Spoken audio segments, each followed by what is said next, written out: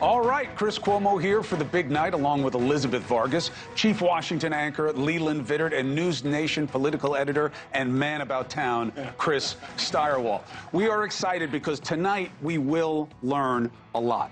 South Carolina predicts the path to the Republican presidential nomination, period. The polls are closing right now, so we're going to be getting the score in just moments. So what are we waiting for? We're waiting for Trump to declare victory, and we're waiting for Nikki Haley to spin what may be a daunting result in her home state. Her opponent is Trump, of course, but also history. The list of people who win in South Carolina and do not become the nominees since 1980 is one: Newt Gingrich. All right? State motto, part of it is, while I breathe, I hope. And that looms large for Haley. Super Tuesday, just a week or so away. But can she sell a different reality than what we see tonight? And again, we are waiting on the polls to close and to get a result any moment. Now is the time to pay attention. What's the goal for Trump? Not just to win. The record. The margin of victory, just under 28 points held by Bush the first.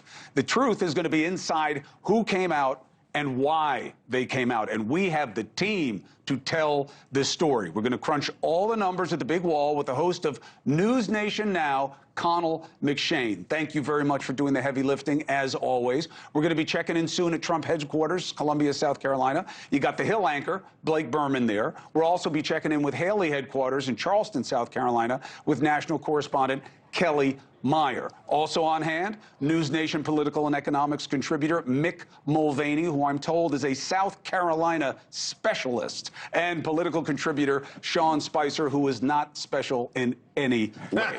All right, so they are telling me from the decision desk that we can make the call now. And we will project that Donald Trump will win the South Carolina Republican primary. Now, you are going to be on the alert when I say that, because it's all about the margin, and we will talk about the numbers when we come in. So Chris Stirewalt, just to start this off tonight, we expect him to win. Every poll suggested he would, but that's really just like a fraction of the story, right? Right, I like that duh alert. We may need a lot of duh alerting. It'll be on the screen on the bottom soon. We may need a lot of duh alerting in the 2024 cycle. The story for Donald Trump is, in politics, it's not how well you do, it's how well you do compared to expectations. And Donald Trump is not good about managing expectations. So he's come into this saying, we're going to brutalize them, we're going to myrtleize them, we're going to win everything, it's going to be massive. So that's a way in which you could win a supermajority of the vote. You could win 55, 60% of the vote and still not have it feel like the kind of resounding victory it would have been in other cases. And the number one thing I'm watching tonight, 1st Congressional District, it is Nikki Haley's one and only chance to snatch just 3 delegates. That would be a huge moral victory for her if in the final tabulations in that 1st Congressional District around Charleston, she can pocket 3 delegates. It would be a big symbolic win. This is one of the states where you can still win a percentage, right? Right. Trump, the administration changed a lot of the rules, so it's winner take all. But why Trump's team worked hard on that, and that's Nancy Mace's district. Oh, yeah. Congressional district. I was just going to ask, which district is it? Explain why we think that Haley has a chance of winning. These are the coastal elites. And in South Carolina, you have the coastal area in Charleston and around Charleston is not as rabidly Republican. It's not as MAGA, and it's contrasted with the upstate, where folks are very MAGA, much more working class. You look at, and I know we're going to go through this tonight, but lots of division on who's got a college degree, who doesn't have a college degree, what's your household income, and we'll see all of that play out, which has huge implications for the general election. Yeah. Want to get the exits? Because that's what we're making our determination on, is what we're learning from the exit polls. So, Mr. McShane, what do we know? You know, here's what we found out, among other things, Chris, of the exit polls, is that the biggest issues among South Carolina Republican voters were the economy and immigration, and Donald Trump absolutely dominated today with both of these issues. So look at the economy and immigration. The economy is the #1 issue by far, and among voters who said it was, Trump 68, Haley 25. Immigration was second, Trump 86. To 11 over Nikki Haley in that particular issue. So as we wait for Donald Trump to come out and speak right away early on, he knows what the score is here. Boy, this is, you wouldn't expect it. Although it is interesting to see him there, Connell, because we don't know what the spread is. The margin yet. of victory. And that's going to really be the headline that he wants, right, but Connell? 704, Yes. my gosh. Well, that is very early. One of the things that we were going to look at data-wise here is how many people crossed over, right? Because this is a primary. It's an open primary in South Carolina. So as long as you didn't vote the Democratic primary, and they had low turnout 3 weeks ago, people could have voted in this primary. And those who did went heavy for Haley, 60 to 29 Democrats who voted in the primary. Problem is there weren't anywhere close to enough of them. There are more than there usually are, but there weren't enough of them. 77% of the voters today identified as Republicans, and obviously they went in a heavy way for the winner by a large margin here. He's playing his song, Donald Trump. So he wins it. And the last thing I'll say to you guys, we'll go into this in detail later, education level. Chris or Leland brought this up, and those with a high school diploma or less, 78% Trump, 8% Haley. And we know the way the Republican Party has been changing in recent years. That's a group that's become more and more important within the GOP, and Trump continues to dominate with that group of voters. Yeah, that's a really stark difference there. It is. So we're waiting on the two big metrics of the night, Leland, have to be the overall turnout that we were talking right about just before we started the show, and whether or not he holds the record. Do those matter more just to us and measuring metrics and to Trump, or do you think that that will matter in terms of the state of the race? Look, I think if it's above 35 or 40, to Chris's point, if it's above 70% that he gets, that says something. Below 50, that says something as well. I'm waiting to see which Donald Trump do we get. Do we get Iowa Donald Trump, or do we get Raleigh and New Hampshire Donald Trump? And those are two very different candidates. That Raleigh, Is this general election Donald Trump will tell us a lot? He heard you, and he will answer. That is really something. This was a little sooner than we anticipated. It was an even bigger win than we anticipated. And I was just informed that we got double the number of votes that has ever been received in the great state of South Carolina. So that's pretty good. So it's a record ×2, and there's something going on in the country. Some really great things are going on. You look outside and you see all of the horror. You see millions and millions of people coming across the border illegally. We don't know where they come from. They come from jails. They come from prisons. They come from all sorts of places that we don't want to know. They come from mental institutions and insane asylums. And we don't want that in our country. We're not going to stand for it. We're not going to stand for it. You have terrorists coming in. You have people coming in that we just can't. We can't do this. No country could sustain what's happening to the United States of America. No country. So we're going to straighten things out. The border is the worst it's ever been. You know, in 2016 we won, and we had a bad border, and I talked about the border a lot. Talked about it a lot. And I said, we're going to fix it. We're going to fix it. We fixed it very quickly. And in 2020, we couldn't talk about it, although we did get millions of more votes a second time. But now there's a spirit that I have never seen. We ran two great races, but there's never been a spirit like this. And I just want to say that I have never seen the Republican Party so unified as it is right now. Never been like this. And a big part of that is the people standing behind me. These are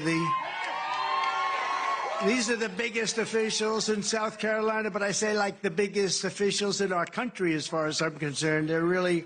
They're state figures, but they're national figures, and in the truest sense of the word, they love our country so much, and they want to see our country succeed and be respected again. Right now, we're a laughingstock all over the world. Our country is going to be respected again, respected like never before. So this is a fantastic evening.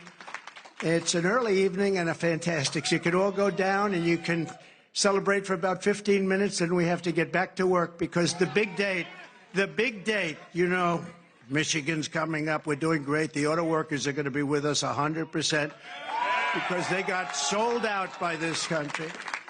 But Michigan's up, and we're going to have a tremendous success there. And then we have a thing called Super Tuesday, and I think we're leading 91-7 overall. If you don't mind, may I have the pleasure of introducing some incredible people? Because they stuck right from the beginning, from the very moment we announced, and they believe in make America great again. That's what they believe in. They believe in America first. We're putting America first. First of all, my family, Melania, Barron, Don Jr. and Kimberly, Ivanka and Jared, Tiffany and Michael. They're so supportive. So supportive of me, and we really appreciate it and love them. They're great. We have a great family, and we have incredible friends, and we're going to be up here on November 5th, and we're going to look at Joe Biden, and we're going to look him right in the eye. He's destroying our country, and we're going to say, Joe, you're fired. Get out. Get out, Joe. You're fired. They're destroying our country, and we're going to... I just wish we could do it quicker. 9 months is a long time. I just wish we could do it quicker, Mr. Governor. I wish we... Is there anything you can do with your vast powers to make that, you know, in certain countries, you're allowed to call your election date. If I had the right to do it, I'd do it tomorrow. I'd say, we're having an election tomorrow. Henry, is there anything you can do? I want to start off because right from the beginning, Henry McMaster, the governor of this incredible state, and much more importantly, his wife, Peggy, she's with him all the way, I'll tell you. Never saw anything. What a couple. But I'd like to ask him to say a few words. He's a very special man, an incredible governor, very popular in the state. And really, I mean, he gave us some very good advice. And he has right from the beginning. You know, from the day I announced, I had the lieutenant governor. He was the lieutenant governor. And from right at the beginning, when I announced, then I said, I don't know the gentleman. Is he good? They said, he's really great. I said, well, I hope so. And you know what? Within about 2 weeks, I said, that guy is unbelievable. You know, I never got the support of the governor. She supported somebody else, but I had the support of somebody much, much better, Henry McMaster. And we won in a landslide. And I'd like to ask the governor to say a few words. Please, Henry. Thank you, Mr. President. I'll be very brief. Y'all, I would like you all to remember this moment that you were here. This is a great moment in American history. We will probably never see another one like it. Every time a rocket launches, you know, it goes up slow and then it's climbing and climbing and then boom, that next stage comes off and it goes. Well, we just did that. We just hit maximum velocity and we're going all the way.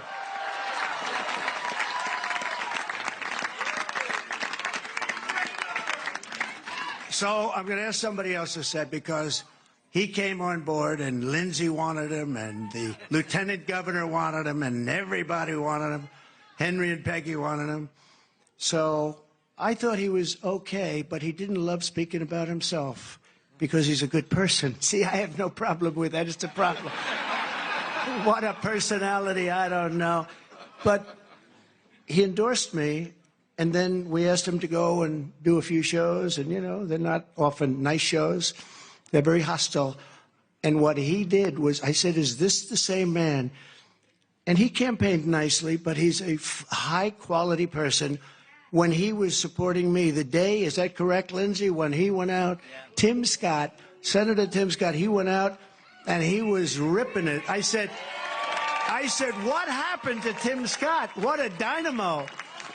And he has been one of our great advocates. He's been doing things that have been unbelievable. And I'm just very happy he didn't have that same energy, drive, because I think I probably would have been out of the race a long time ago.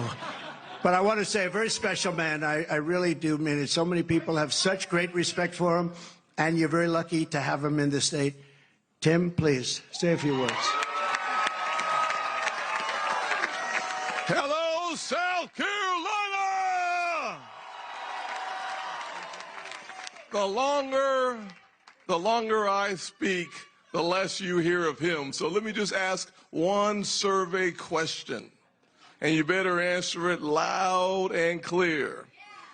Is South Carolina Trump country?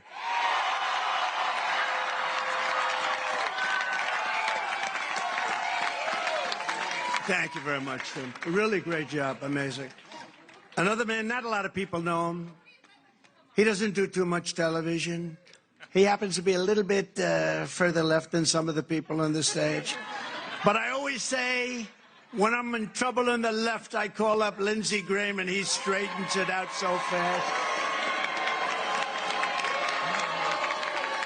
And I'll tell you, no, remember.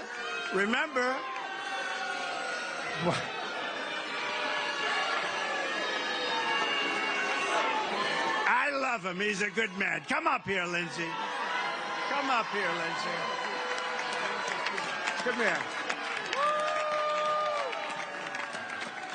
Okay, are you ready? America, the nightmare you're facing is just about over. Help is on the way. This is the most qualified man to be president of the United States.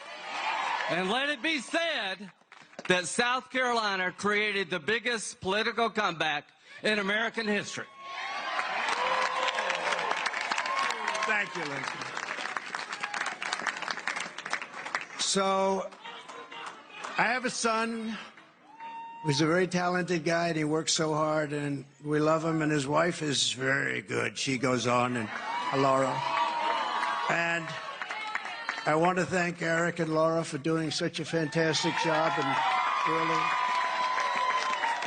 really amazing. They're amazing people.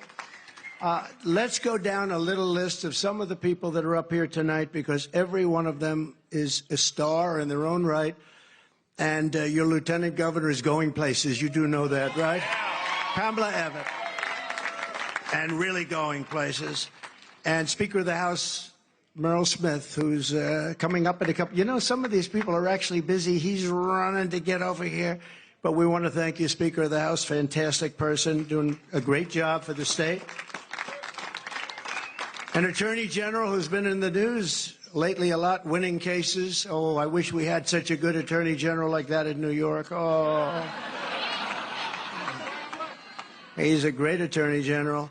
Alan Wilson, thank you, Alan. His father happens to be up here, too. Remember his famous, "You lied," remember?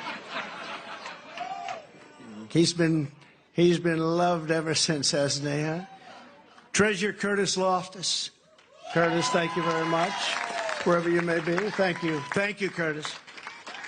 Mark Hammond, Secretary of State. Thank you, Mark.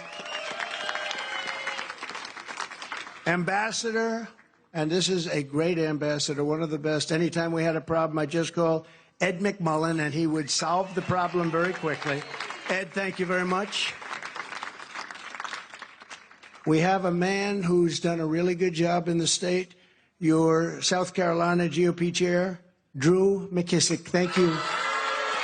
Thank you.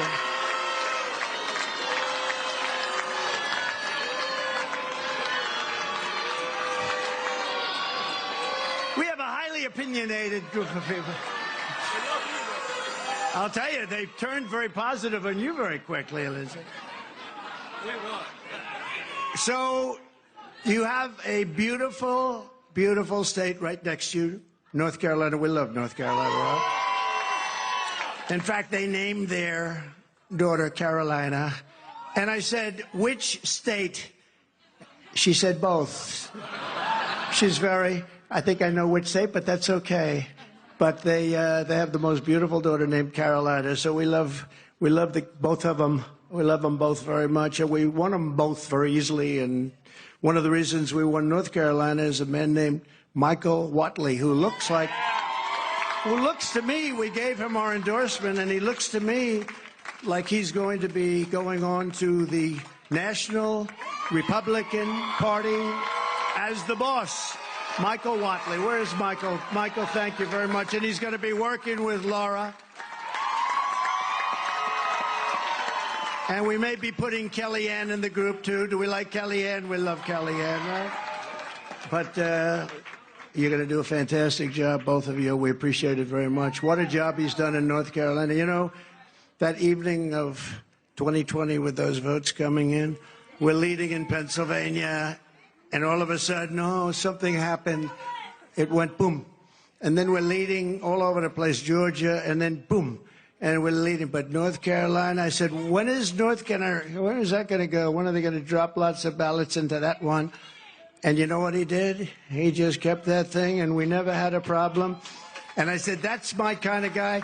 He had hundreds of lawyers. How many lawyers did you have? 500 lawyers. He had 500 lawyers to make sure they didn't cheat, and they didn't cheat in North Carolina. And I said, that's my kind of guy, so I appreciate it. Great job. We're very proud of you, and you're going to do a fantastic job. And come election period, you know, we used to have election night. Now we have election period because some of these elections go on for 48 days, 61 days. Then they announce, they get all this equipment, and they announce, they'll be announcing the vote in 3 weeks from now. Can you imagine? They don't know what they're doing, but I will tell you, you have done a fantastic job, and we very much appreciate it. Thank you. Thank you, Michael.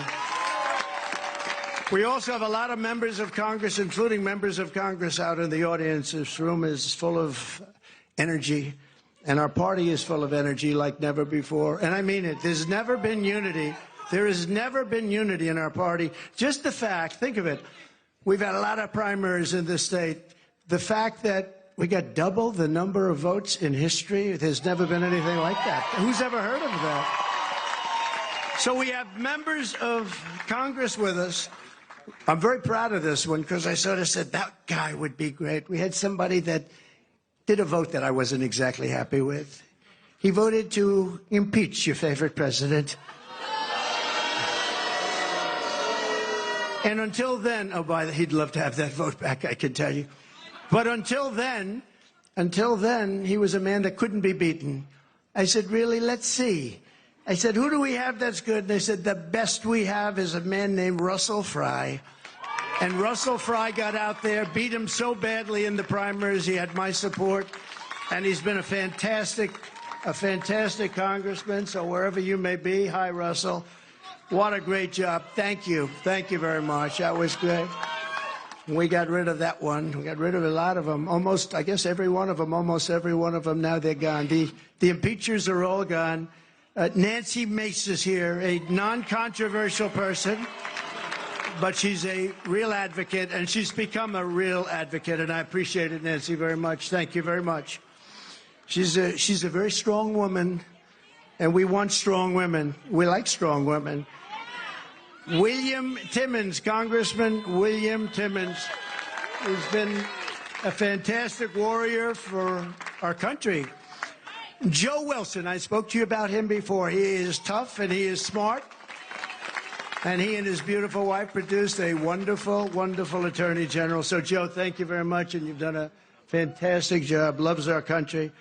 Michael Waltz knows more about the military probably than anybody. And we see him on a lot, and I always want his opinion. And he's got very strong opinions, and he hates to see what's happening to our country. That I can tell you, but he'll straighten it out. We'll all straighten it out together. Michael Collins. Michael, thank you. Thank you, Michael. Great job. A very non-controversial person, but a very good person. People don't understand. This is a very good person, and he's a very capable man, Matt Gaetz. Thank you, Matt.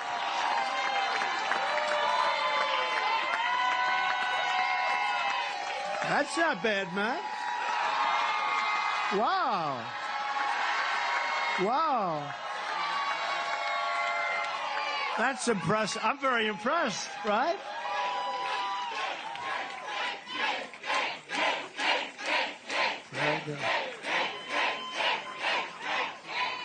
Matt, what's going on? How many people did you put up here, huh? That's fantastic. And by the way, before I forget, we have a group of people, and I know this is okay with you, from North Carolina. It's about 60 women that travel all over the country with me. Every time I'm out, we do a rally. We have to do, at least it has to be of significance, so usually rallies. But I think they're up to number 121. They've done 100. They're all beautiful women. Obviously, they're very wealthy. They look so wealthy and beautiful. Look at them over here. But they travel all over the country, and way over 100. And I'm trying to figure out the husband. They're all happily married. They have these wonderful husbands. Okay, one of the husbands is standing right there. He's the smartest one of all. But I just want to thank you. Your support is so incredible. I get out, and it's like a breath of fresh air. I look at these incredible people, and at least here we're having one that's very close, right? You don't have to travel out to California and Texas and all the other places. Well, we very much appreciate it. Thank you. Thank you. Very special women. A woman who was actually out campaigning today. She is the hardest worker. I said, Marjorie, this is Marjorie Taylor Greene. I said, Marjorie. I said, Marjorie, you don't have to do. She went to a polling sector, and she had the Trump flag, and she's waving it and screaming, vote. I said, Marjorie, it's 4:30. It's just about over for the vote. Please. She said, nope, nope, I'm staying longer. This is the hardest working, wherever you are, the most incredible woman. She's respected by everybody. She is very smart. And I'm just very happy that she's on our side. Right, Eric? I'm very happy that she's on our side, right? So it's been an incredible period of time. We have a country that is a failing nation, but we're not going to have a failing nation very long. We are not going to allow this to happen. We love our country. We love it dearly. We're going to fight for our country. We're going to fight for our rights. We're not going to let this go on because it is not sustainable by any country. You cannot let, I believe, the number by the time we get him out. And remember the date, November 5th. It's going to be the most important date perhaps in the history of our country. The election is on November 5th. So we have Michigan coming next week. We have Super Tuesday. We have Mall coming. You know, we've set a record so far in every single, in Iowa, we got the most votes in history times two, just like this, the biggest margin ever. We then went to New Hampshire. You know, New Hampshire and Iowa, they've been around a long time politically. And we went to New Hampshire. We got the most votes in the history. That's like who has the most home runs, who has the most hits in baseball, or who threw the most touchdowns in football, who got the most points in basketball. It's very simple. We got the most votes in the history of New Hampshire primary. That's a tremendous, and that goes back so many decades, and we beat them. You know, you have John F. Kennedy, you have a lot of good people to beat, and we beat them by not a little bit, by a lot. And then we went Virgin Islands. I want to thank the Virgin Islands because they made a very strong play for the Virgin Islands, and we got 100% of the Virgin Islands. And then, of course, Nevada, as you know, we went to Nevada. We got 99.6% of the vote. And then they had a primary, and this is no candidate. You know, it's called, this is, they had various forms, unknown candidate, they had all, but this is no candidate, got 65% of the vote, and they think I was the no candidate because it was a caucus, it wasn't a primary, and you have to know what you're doing. You have to go into the caucus, not the primary, but without going into it, I think we won by 50 points or something like that. So, and then we come here, and what an honor this is. You know, in South Carolina, I've won every primary by a record, and we've won every election by a record, and people like these two, and like this great governor, and your great lieutenant governor, and I have to say, thank you very much, Pam. What a job. Thank you, Pam. They make it really easy, and many of them, as I was announcing, it seems like a long time ago, but as I was announcing, before I finished the speech, they said, we're endorsing Trump. Those are friends. Those are great, great friends. And we had some strong competitors. I mean, we had some very strong competitors, but these were real friends. South Carolina, thank you very much. Go home, get rest. We have a lot of work ahead of us. We love you all. God bless you all. God bless you all. Thank you very much. God bless you.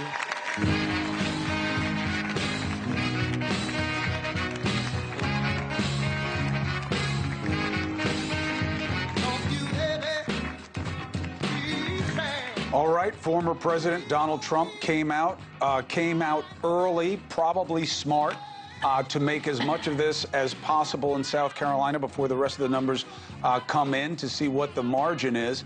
But you have to say, Elizabeth, job well done to Team Trump. I mean, they won this. They won it early. By all indications early on, they won it convincingly. They were in the wings of the stage before the polls closed. That's how this is well managed. They're doing it well. He was out there early, declared a victory, thanked everybody he needed to thank, is going to go home and celebrate, and it's only 7:30, you know. And one name I didn't hear was Nikki Haley's. No, he did not mention her. It was a wise choice. This was very much an attempt to pivot to the general election, very much an attempt to use language of unity. We've never been more unified. We're the most unified ever. It's the best ever. So it was very much, and trying out more of the slogan, Joe Biden, you're fired. So I think I think Trump is hoping this is it.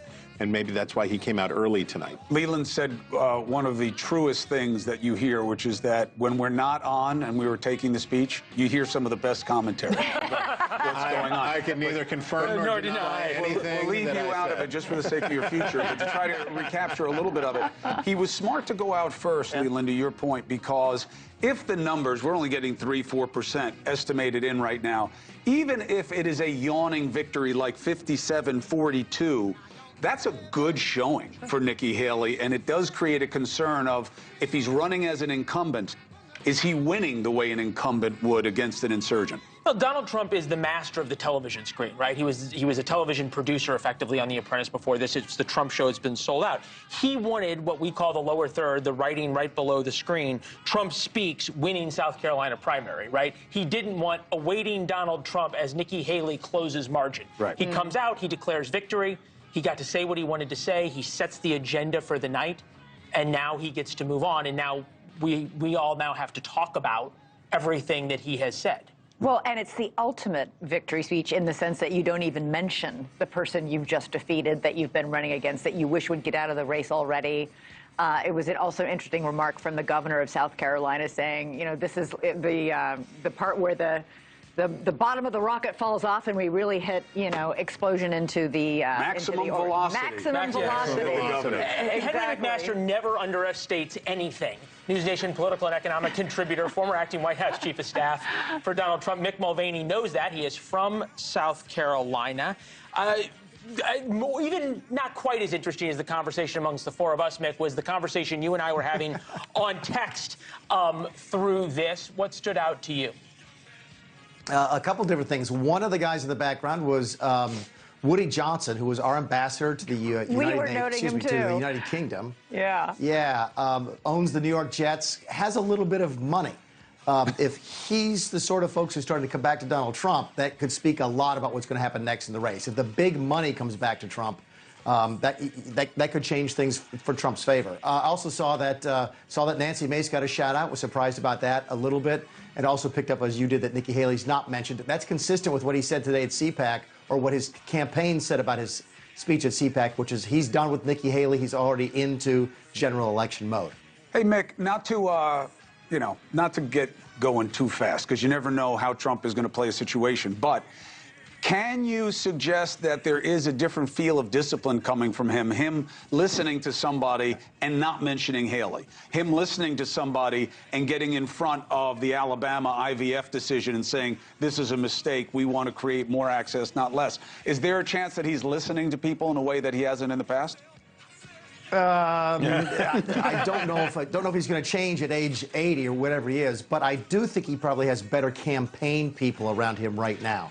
So if it's sort of, you know, Trump's best ideas are his ideas. So if they figured out a way to communicate to him where he thinks it's his idea, for example, not to mention Haley, that's what you can get with really good advisors. And it looks like his team is a lot more professional than it was in 2016 or 2020. Keep in mind, in 2016, he didn't expect to win. Now he expects to win, and I think he's addressing it from that perspective. Right, but even, Mick, what you were saying a second ago, I mean, he seems to be more, remember the headlines after his speech in New Hampshire were how nasty he was, because he got on stage and made fun of her dress and was really kind of vicious. This was a very gracious speech. It was a unifying speech. It was a positive speech. So it does appear somebody's in his ear, or he's decided to learn from maybe a misstep a few weeks ago on the New Hampshire stage, or letting his anger or irritation get to him. And is really focusing on what's important, which is this is what we need to do now, which is move on. We are now the nominee. Let's, start. As he said, I wish the election was tomorrow. I bet he does. I'll bet he does. He'd probably win it. Yeah. Well, he mentioned one issue, and only one issue in his speech. Immigration. Immigration. And Mick, you were in the White House. You know this, and you've seen the polling as well. What are they seeing in terms of how immigration plays, not with the base, but with swing voters? What's changed, perhaps, since 2020 that he's now focusing on this? Yeah, Chris will always have better numbers than I do, but if you want to go off of sort of the gut take, they're worried about New York.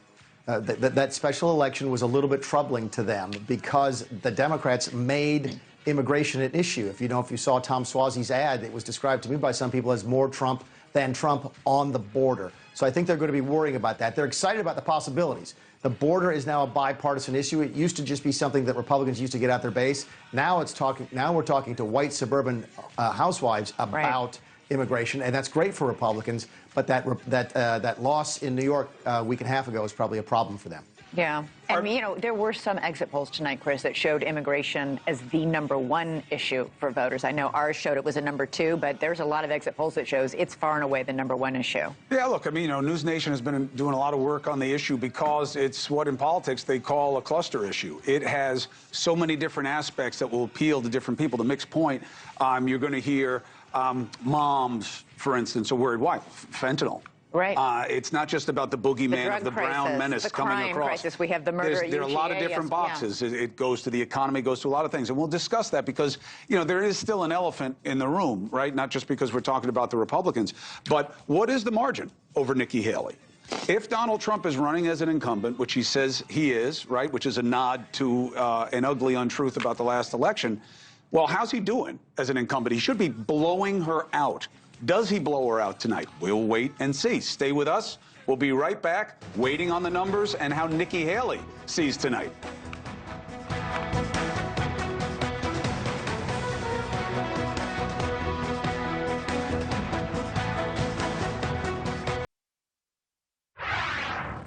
Former President Trump came out, said, I won big, I got the most votes ever, and now we're waiting for some proof of that. So let's bring in Connell McShane, anchor of News Nation Now. What do we know early on here? We're just looking at margin. You see it on the screen there, Chris. And what we know now is this is a margin that Nikki Haley would take, but it's a margin that she might not get as the night goes on. The early votes that are coming in, a lot of them are from the early voting. In other words, votes that came in before Election Day. So as the day of vote gets counted, it's certainly possible that 55-44 Trump gets to be wider. Remember, the average of the polls coming in had Trump up by 30. We are starting to see our map populate here. A lot of red, that's Donald Trump counties. There's a couple of yellow, which we'll get to in a moment, but you go up here to a place like Marlborough County and certainly Chesterfield County, as we expected, Darlington County. All of these are red. Where the Haley votes are coming in are in the population centers right around the capital of Columbia and Richmond County. She's at 64-35, only 6% in. And we just got the first batch of votes in from Charleston, which we're going to be watching quite closely throughout the night, 65-34. Haley needs a big margin there if she's going to make it anywhere close. So you go back to the statewide, we're still at 55-46. Of course, the way the delegates get proportionally handed out here is that you have 50 for the state. Right now, we're projecting with our DDHQ analysis that Donald Trump would take 41 of the 50. 29 statewide delegates are awarded to the winner. So Trump already has 29. There are then 21 that go in the congressional district. There's 7 congressional districts in the state. You get 3 every time you win a congressional district. So right now, essentially, we have 3 districts that we can't decide on, so we'll see how that goes. Maybe Haley takes them. Right now, we're not projecting necessarily that she takes any of them. I just want to switch our view for one moment to make a final point. I mentioned we started to get votes in from Charleston County. We're going to look at this throughout the evening. It's just kind of a simple way of putting it as a tale of 2 counties. And one of the big questions I think people will have tonight, not only is what the margin of victory is for Trump, but where do the Haley voters go in the fall? What are they going to do? Are they going to stay home? Are they going to vote for Donald Trump, or are they going to vote for Joe Biden? Greenville, which we'll watch throughout, is the most populous county in the state. It's Trump country. He won over Biden 60-40. He'll probably win there big tonight. We don't have data in. Charleston, you saw a moment ago that Nikki Haley is running up the score as the votes come in. She needs to do that. That's the place where Biden beat Trump, and that's the place where you see the higher income levels, the higher levels of education that could help Haley, and certainly have been a story so far. So that's kind of one of the wider stories, guys, that we're looking at, this tale of two counties and tale of kind of two types of Republicans, and we'll see that as we look at the margins throughout the evening. So Trump's up. Right now, the margin's not as big as we thought it would be, but it's early. It's interesting that you made that point, posed that question, that where will the Haley voters go in the fall if Trump looks as he's going to do, which is win the nomination. 90%, I saw polling, 90% of the voters in South Carolina who voted for Trump voted for him because they wanted him. Half the voters who voted for Haley in South Carolina, it was a protest vote against Trump, which doesn't sound like they're going to come around, does it? Chris? Look, the coming home to roost part, both parties are living through this right now. Both parties have quasi-presumptive nominees, and both are unpopular. You need to be at about 90% of your party. You need to have to be competitive at all in a national general election contest. You need about 90% of your party on your side. Right. Trump is almost back to where he was with Republicans. The pain of January 6th, the pain of the effort to steal a second term, Trump will never get all the way back to where he once was. Where is he now? Let's say he's, and polls are going to differ, but let's say he's at 88%, 86%. So you've watched Trump's favorability numbers overall go back, not quite to where they once were, but to over 40%. What percentage of those folks who really disliked Donald Trump disliked him when they voted for him in 2020 and said, I'm never voting for that guy again?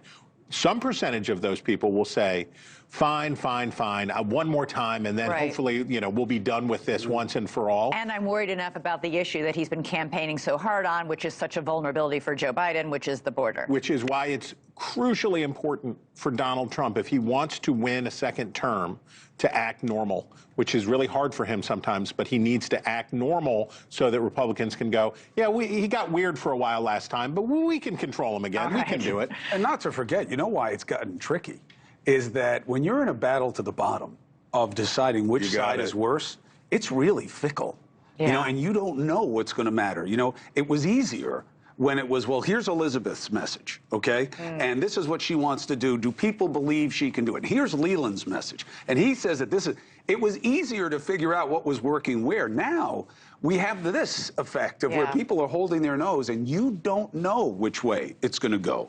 And you don't know where her voters are going to go right now. You can't, because you don't know what issue is going to pop that becomes the straw that breaks the camel's back. And that's why, you know, on one level, it makes it exciting because you have to watch, but it also shows just how torn we are as a nation right now. All right, let's go to Blake Berman, who's live at the Trump headquarters in Columbia, South Carolina. And hey, Blake, you know, Chris was just making the point, Chris Starrett was just making the point that Trump needs to appear as normal as possible to win back all more of those, the GOP base. That was a pretty normal speech just now.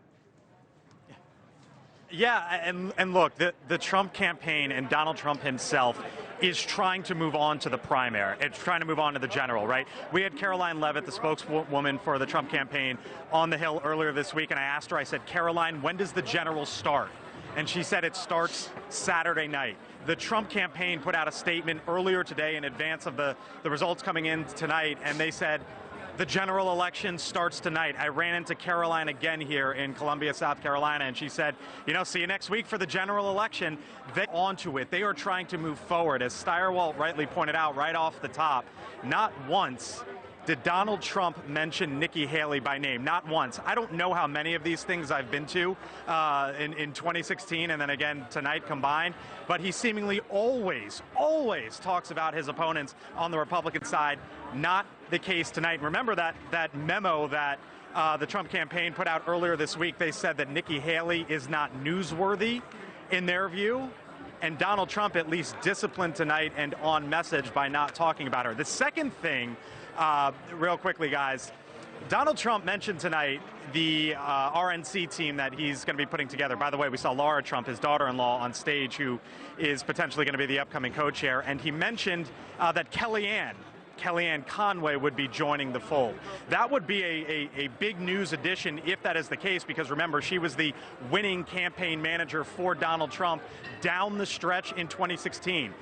The reason why I bring that up is because Kellyanne Conway was asked about this tonight, and she said, "That's news to me." Seemingly the full Trump experience on display here in South Carolina tonight, guys. Yeah, but it's interesting, Blake. Donald Trump might not have mentioned Nikki Haley from the stage tonight, but his spokesman today, a couple of hours ago, issued a really scathing, pretty vicious statement, calling her delusional, accusing her of gaslighting voters. It does feel like a little schizophrenic when it comes to strategy. Quite the oddity that it's the campaign that's doing one thing and Donald Trump staying disciplined, which, let's face it, tonight he was, right? The campaign put out that memo saying she's not newsworthy. He didn't mention her. Talked about Michigan barely, Super Tuesday a little bit, but really onto the general. And when you talk to the folks at the campaign, that's really the sense that I get. All right. Blake Berman, thanks so much from Trump headquarters, where they are celebrating. NewsNation's Washington correspondent Kelly Myers is live at Nikki Haley's headquarters in Charleston. And Nikki, Nikki, hello, you're not Nikki Haley. Kelly, I am reading that the supporters in Nikki's ballroom are trying to keep their spirits up by breaking out into chants, Nikki, Nikki, Nikki, every once in a while. But I'm curious what the read is that you're getting being actually in the room. Yeah, it's a little similar to what we saw in New Hampshire, though she didn't come right out and take the stage ahead of Trump, so we're still waiting for her here. But they basically changed the screen from another network that was showing Trump to another one that was showing Haley winning in Charleston, ahead of Trump in Charleston. That's where we are right now. So the crowd here is building, it's growing, and they are still staying positive, as Nikki Haley is. And we're hearing from voters here in Charleston today that they are standing by Haley. They feel as though there is a cloud in this 2024 race, and that anything could happen here. They believe that Haley should stay in this race. And as far as we're hearing from her campaign, she heads to Michigan tomorrow. She's going to be in Virginia later this week ahead of the Super Tuesday nominating contest. So they are acting as though this isn't the end for her. We have not heard an official response from the Haley campaign to Trump's win here or to his speech, but we are waiting for her to take the stage here behind us. All right, Kelly Meyer, keep us posted on when she's coming out on the stage. You know, she didn't expect to win. She gave a speech earlier in the week saying, I'm in it. I'm going to Super Tuesday, come hell or high water. We know that tomorrow she's back on the campaign trail and flying. Where is she flying? She's going to Virginia for a rally. And then later in the week. I think she's going to Michigan tomorrow. Later in the week, she's in Virginia. She's in Falls Church, Virginia, which is Northern Virginia, right near D.C. The sweet spot. It's a sweet spot. It is a city that Joe Biden won by 50 points. Wow. So why is she going there? That's where she's having her first rally. Because that's that's like Charleston, South Carolina. It's a place where there's affluent. This is one of the wealthiest counties in the United States. Virginia is one of the Super Tuesday But she is states. going to get dogged with the "but why?" question. So, and is she said, I'll never kiss the ring. But what is this about if it's not about Vice President? So the good Lord, in his wisdom, did not give me billions of dollars. But if he did, and I was mad. Contemplated a lot what you would do with those billions of dollars, Chris? He would vanish from his position. You wouldn't have to worry about listening to me anymore. But I can tell you that if you were a billionaire and you really hated Donald Trump and you hated him and were angry at him, what's it cost to keep Nikki Haley on the road? What's it cost to give Donald Trump a little trouble? Donald Trump came after her husband. She's not going to do what Ted Cruz did, right? So the Ted Cruz self-effacing. The failure to defend his wife. Yeah, the failure to defend his wife. And his dad. Yeah, just the self-abnegation of Ted Cruz. Nikki Haley's not going to do that. And if she can keep punching, right? If the final score looked anything like this, right? If this was, and it probably is going to get a little wider for Trump, I'm going to guess, based on where the vote is still out. You're talking about the numbers at the bottom of the screen. Whoops, it just disappeared, but they showed 50. That's why they took them away. Yeah. But if you're Nikki Haley, you might as well give him hell, and you might as well see what happens, because as Blake was just alluding to and Kelly was just alluding to, it's a very weird year. So you might as well get in there and cause a little trouble. I'll just point out, and you talk about the margin right now. Right now, it's 55.3, 44.7. She would love it if that was what it was. She would love it, and she would love it for two reasons. One, because it blows out all expectations. But two, it keeps her narrative alive. I interviewed her in Iowa. She said, I'm going to do better in New Hampshire than I did in Iowa. She did. Then she said, I'm going to do better in New Hampshire, and better in South Carolina than I did in New Hampshire. Oh. If this number holds, that narrative stays true. Right, but what are the odds and all the exit polls? You didn't ask about that. Okay, okay. You know, we were talking about odds. All right, we're going to take a quick break. We'll be right back.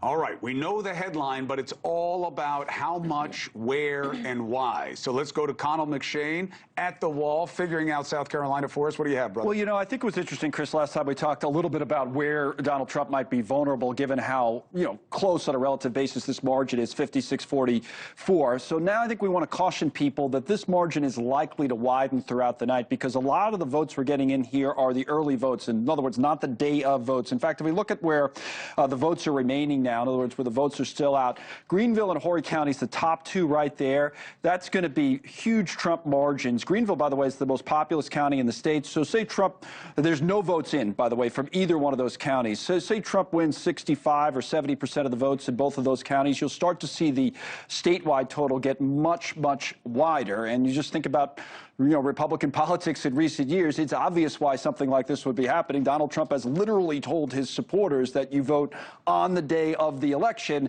They follow what he says, and then we get elections that look like this as a result. So when we go back to the live results, again, with the early vote coming in, Trump's still up, but he's not tracking with that 25, maybe 30-plus point victory that the polls had showed going in. That doesn't mean he won't get there, guys, by the end of the night, because a lot of places where we're going to get a lot of votes from, where there are a lot of people that support Donald Trump, just haven't reported their votes of people yet, because people voted today on Election Day. I got a question before we go to Spicer. How big a deal, or is it no deal, that who knows what the number is going to be? Let's say she winds up in the low 30s or even the high 20s, okay? Whoa. But let's just say, okay, that's about as bad as it could be for her. And yet, Biden won the state with like 97% in his primary. If the theory of the case is Trump's running as an incumbent, that's why everybody needed to stay out. That's why this is heresy, what Nikki Haley is doing, because this is Trump's party. Does the margin matter that if Biden's so damaged and he's running as the incumbent, but he's walking away from Dean Phillips and he is in a relative contest with Nikki Haley? Does it matter? I think that's exactly right. I think what we have is two incumbents. Donald Trump is the most recent person to be the Republican nominee, so it's a retention election, right? He's running to keep the Republican nomination for president. And also, 2 out of 3 of his voters here and everywhere think he won the last election. Well, there's that. So that's why he's an incumbent. There's that too. But I, as an incumbent, Donald Trump is extraordinarily weak. As an incumbent, Joe Biden is very weak, right? So we have these two damaged figures. Weak incumbents. We have these two weak incumbents against each other. And Chris, what you said earlier about the race to the bottom, one of the reasons Democrats should be alarmed is that if you had to pick one of these two candidates to win a race to the bottom, which one would you pick, right? Trump is a puncher, he's vital, he's mean, and when he's up there on stage, the contrast with Joe Biden is so obvious. So, I think Donald Trump is an extraordinarily weak incumbent. What I'm waiting to see is when those gray counties start to fill in. I'm currently obsessing with Horry County up there, which is Myrtle Beach. We'll see how well Trump can ring the bell up there. Maybe he can get it to such a wide number that it isn't as good as Biden's, but it's good enough. You can also look at it as Nikki Haley and Gavin Newsom all both playing the same game. Whoa. Of just waiting for what might happen. Nikki Haley's just being a little more honest about it and saying this might happen. NewsNation political contributor, former White House press secretary for Donald Trump, Sean Spicer, is with us. Sean, this move by Donald Trump towards the general election, and we saw it in every way, in his speech, in his discipline, in the issues he brought up. We all talked about that. Is there a danger in moving so quickly to the general election insofar as nothing motivates Democratic voters like Donald Trump as the apparent nominee? Yeah, I think the reality is most of them know that he will be the nominee. I know that some of the polling suggests otherwise. But the pros outweigh the cons. The quicker that this becomes a general election, not just in theory and in talking point, but that he can coalesce with the RNC. I was there in 16. I know the importance. I was there in 12, actually, as well, when we were coming out of a difficult fundraising situation and partnering with Mitt Romney, and then in 16 as well. The quicker that that can happen, the better, right? So that it'll allow them to raise the money that they need to create that ground game that's important. So I would argue that the pros outweigh the con to get to that general election. Two other quick points that I think are important. When we're assessing tonight, remember, Nikki Haley openly and actively courted independents and Democrats who hadn't participated in the non-real, I mean, there really wasn't a primary on the Dem side, to come and participate tonight. This is something that has to be kept in mind. A lot of her support is not coming from Republicans. It happened in New Hampshire, and it's going to happen again tonight. That needs to be calibrated. The second thing I would just say is I know that at the beginning of the hour, we talked a lot about why he came out early. The reality is he saw what Nikki Haley did in New Hampshire. Nikki Haley knew she was going to lose in New Hampshire and came right out of the gate, about the same time, 7:04, 7:05, and declared that she had somehow won the New Hampshire primary by beating expectations. I know that that really upset Trump and his team, so this time they weren't going to let it happen again. That was really what was behind this, was they were going to make sure that they set the narrative, that this was a big win, that they were pivoting towards the general election, and not cede that ground to Nikki Haley, not allow her to come out and play the expectations game again, because I think everybody has said this early, that the big cities are coming in early, which is going to benefit her. Right. She knew exactly what she was doing in New Hampshire, to come out, claim victory while it was as narrow as possible, and then, quote, say that she was moving on. Tonight, Trump wanted to deny her of that. Sean, real quick, you talk about the pros outweigh the cons, and you think about the pageantry of the past few nights. In New Hampshire, when I was there at Trump's rally, he had all of the former challengers, right? Tim Scott was there, Doug Burgum was up there. It was all of the people, all of the candidates. You're upset about something. No, it's just Doug Burgum. He's a soft spot for Doug Burgum. Except Ron DeSantis. Except Ron DeSantis, but had everybody else up there. Right. Tonight, it was all the big money guys, right? It was all the former ambassadors. You pointed out the owner of the Jets. It was his former ambassador to Switzerland who was behind him. How much of that is a message, Sean, to Republican donors, right, of now's the time to coalesce, and what pressure is there on Nikki Haley's billionaire donors?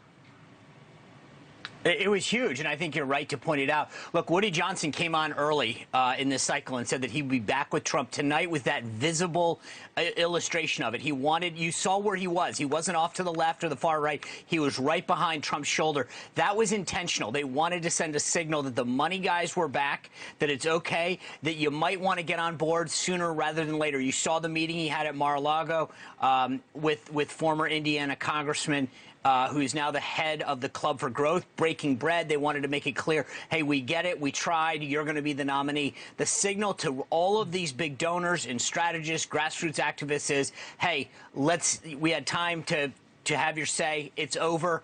Get behind us. Let's look forward to the general election. And they need the money. I mean, the Trump campaign, they definitely need the money. And look, our internal polling, Sean, thank you very much. Our internal model right now started with Donald Trump winning by 32 points. Things are starting to look better for Nikki Haley, and now that the model is at 24 points right now, as we see it, it's a 15-point margin, so expect that to start to widen. Back in just a minute, ahead of Nikki Haley's speech.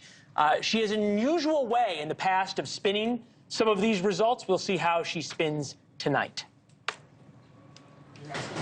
Interesting.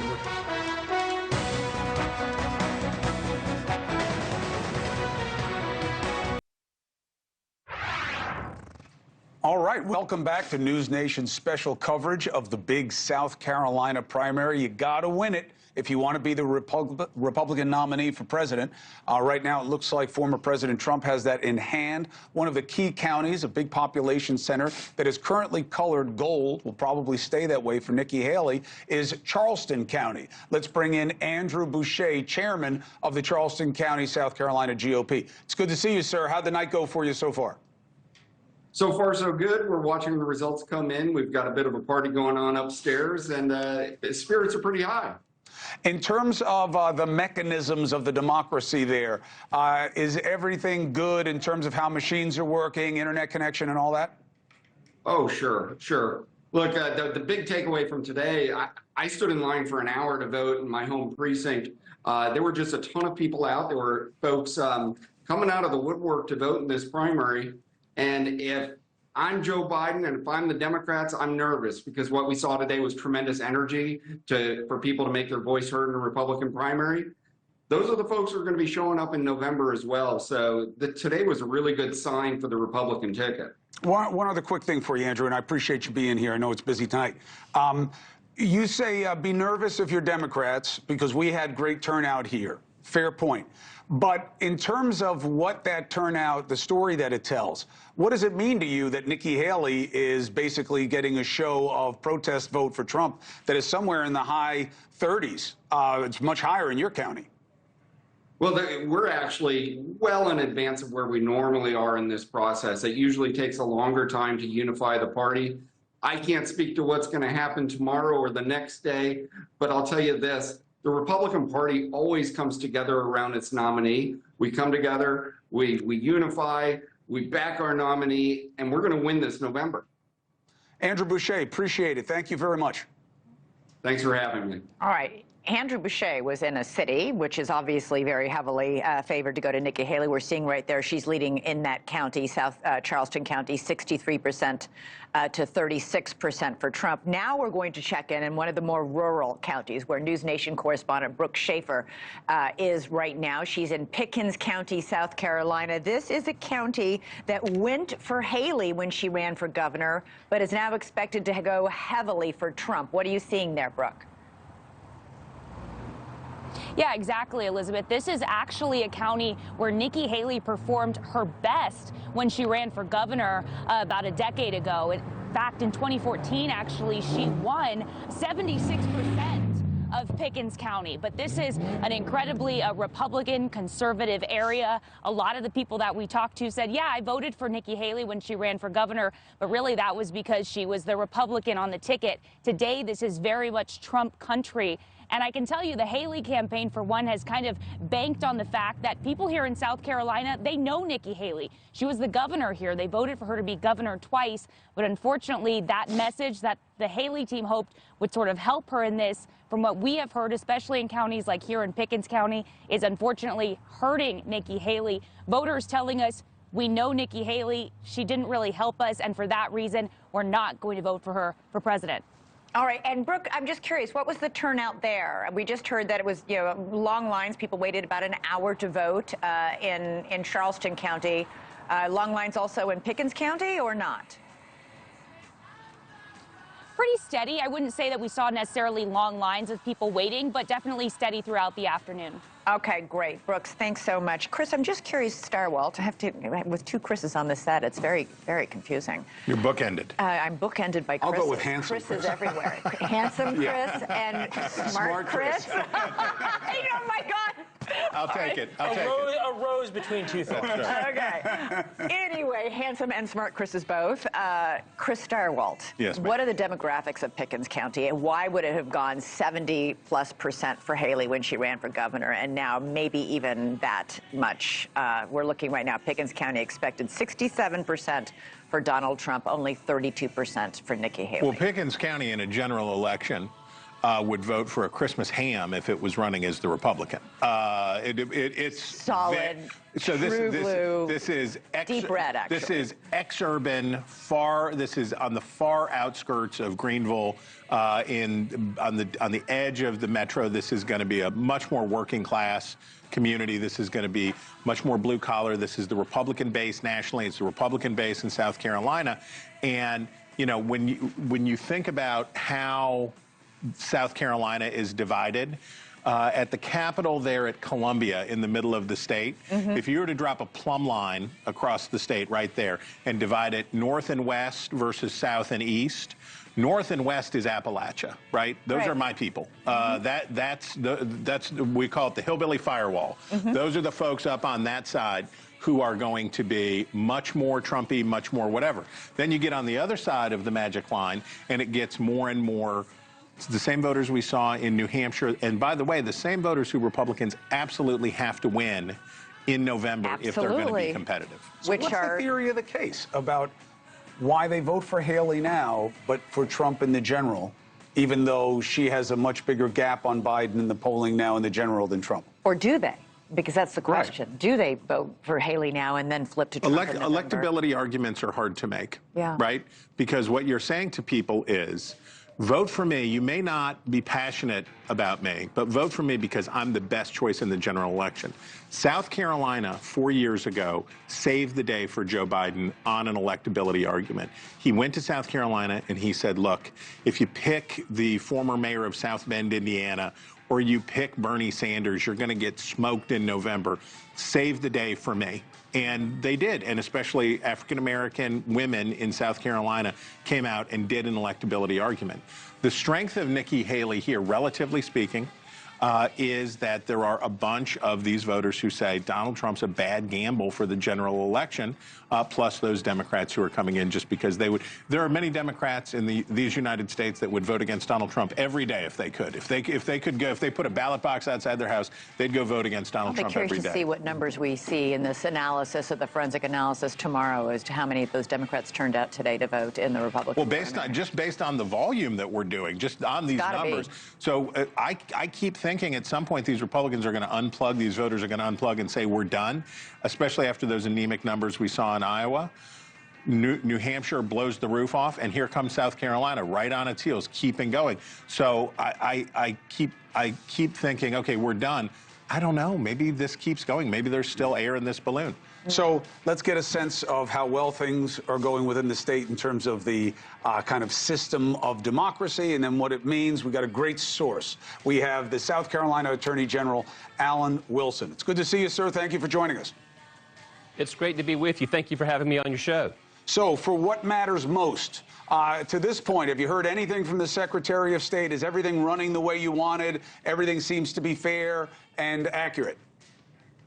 I haven't heard anything that is an abnormal or any inappropriate conduct going on anywhere in any of the precincts in South Carolina. I've seen a lot of high turnout. In fact, I was just talking to some folks at the party I came from that our early voting came in around 208,000 just for early voting, not counting the people that showed up today.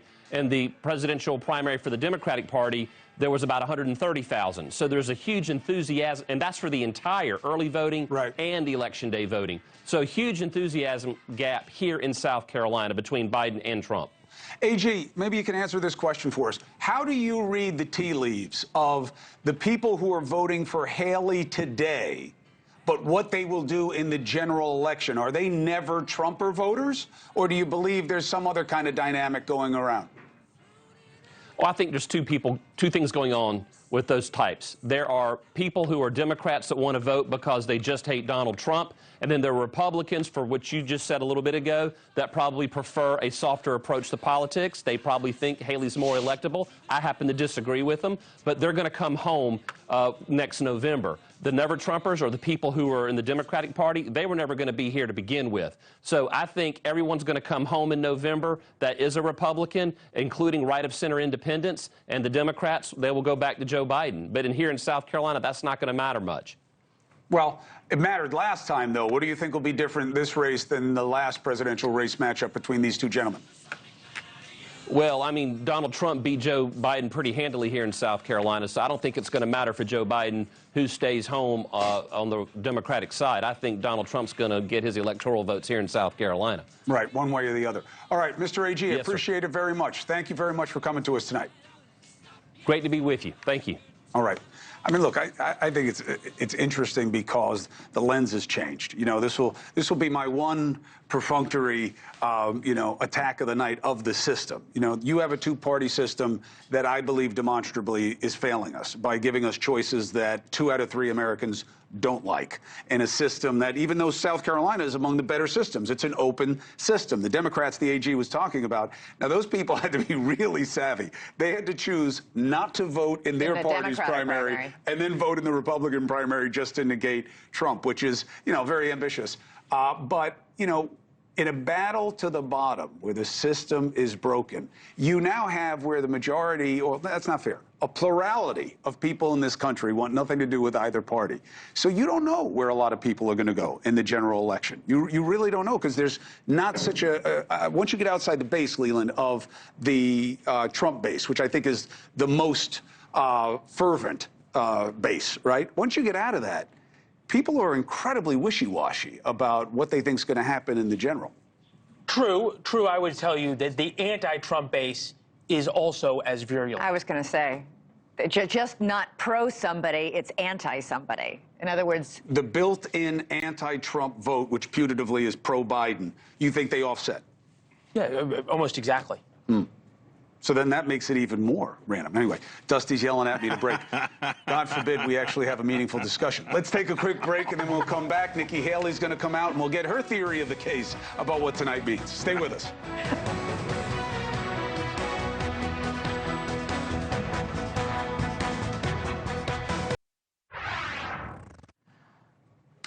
All right, here we are watching for the moment when Nikki Haley comes. You could say that this is going to be the most interesting aspect of the night, other than the gap in the result between Trump and Haley. Right. What does it mean to her? How does she see her path forward, and what is it about? It's going to be interesting whenever it happens. We're expecting it soon, so stay close. All right, but in the meantime, Olivia Troy, somebody who worked very closely with former Ambassador Nikki Haley and former Homeland Security and Counterterrorism Advisor for then Vice President Pence, Olivia joins us now. Hey, Olivia, great to have you on the show. I'm curious if you watched Trump's speech a moment ago, what you made of it, what you made of the fact that he did not mention Nikki Haley once, even though his own spokesperson mentioned her in the most scathing and nasty of ways a few hours earlier. Yeah, I thought he was very controlled in the speech he gave tonight, and I think that he was definitely coached on that and told to keep it civil. And I think definitely the unity talking point where he stressed that about coming together in the Republican Party, I felt like he was speaking directly to her. And by not mentioning her name or going after her, I think that was him trying to test the waters and saying, okay, I'm going to not really, attack Nikki Haley tonight and see if she drops out. It's interesting. You say that former President Trump actually really liked former Ambassador Haley when she worked for him as ambassador to the United Nations, that they got on well, that he respected her. Yeah, he absolutely did. She was the one person that got, a farewell in the Oval Office. I remember watching that vividly. And, he listened to her quite a bit. I think that she was always very honest with him. I think she was very blunt with him at times. She was certainly forceful on foreign policy issues, especially when it came to North Korea and Iran. I think she was very strong on that, and I think she served as a great counselor to him when we needed her to step up in those roles. So what do you make of then is it just the nastiness of politics and the way he runs a campaign that he now calls her stupid and bird brain on the campaign trail? Yeah, I think that's typical Donald Trump. That is who he is. That's the rhetoric that he uses, as demeaning and disparaging as it is towards people. I personally detest it. I think, I think people need to push back on it. I think she's right to finally be taking a stand for herself and punching back. Did she wait too long? When you have a bully like Donald Trump, that's what it requires. Did she wait too long, I do think Olivia? that she waited too long. Yeah. I do think she waited too long. Someone like me who has been a lifelong Republican and a Republican voter, I wanted her to be stronger earlier. And I think that, but this is the Republican Party of today. They're not looking for that. I think what South Carolina has told us is what Iowa and New Hampshire have told us. All right, we're This is watching the Nikki party of Donald Haley. Trump. We're watching Nikki Haley take the stage. She might blow a few kisses and excite the supporters, but she's taking the microphone, so let's listen in. Nice.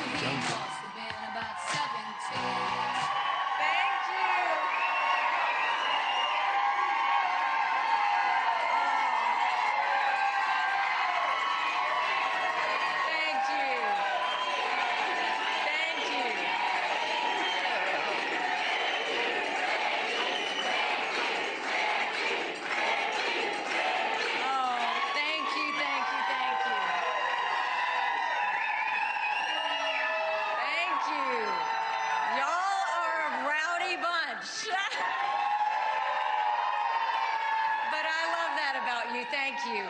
You know, I want to start off obviously thanking my family. I am so incredibly blessed. I was able to speak with Michael this morning. His support has been amazing. The kids have really stepped up, sometimes too much, but they have stepped up in a way that has made me so, so proud. I am blessed because I had the ability to actually go vote today with my mom.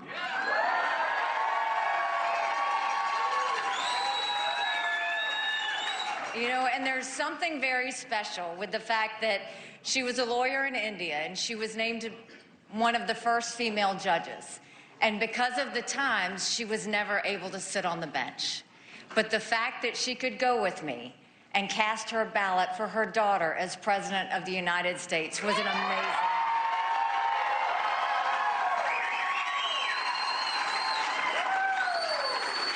I want to thank my parents who taught me strength and grace. I want to thank Michael's parents who have been unbelievably supportive through all of this.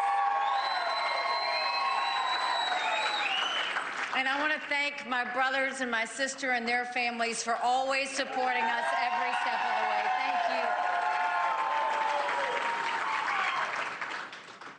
I feel blessed tonight. I've felt blessed through this entire journey. Even when it's been tough, I haven't lost sight of that. I've felt God's strength and grace every step of the way.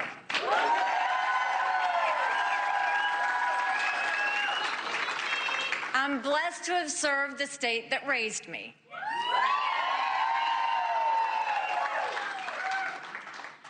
And I look forward to continuing to be blessed to serve the state that raised me, whether it's going and voting with my mom or whether it is being with our family. We're very grateful for the good people of South Carolina. Thank you.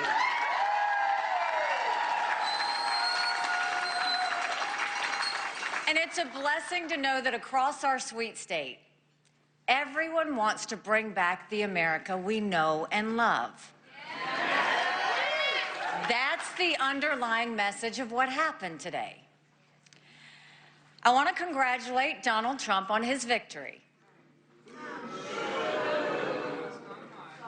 And I want to thank the people of South Carolina for using the power of your voice.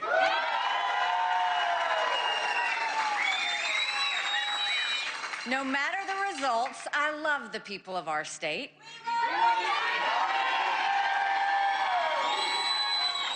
I love what we accomplished together, and I love how we united during our worst challenges and tragedies.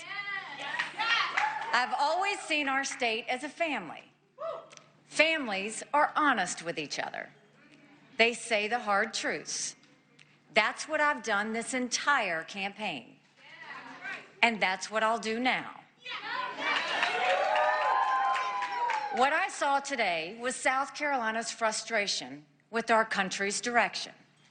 I've seen that same frustration nationwide. I share it. I feel it to my core. I couldn't be more worried about America. It seems like our country is falling apart. But here's the thing. America will come apart if we make the wrong choices. This has never been about me or my political future. We need to beat Joe Biden in November.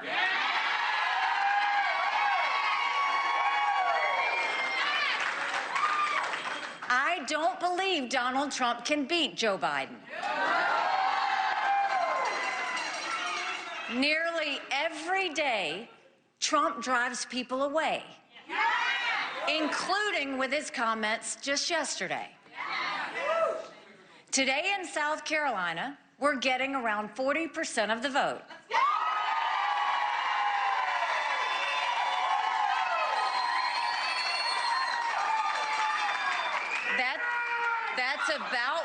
That's about what we got in New Hampshire, too.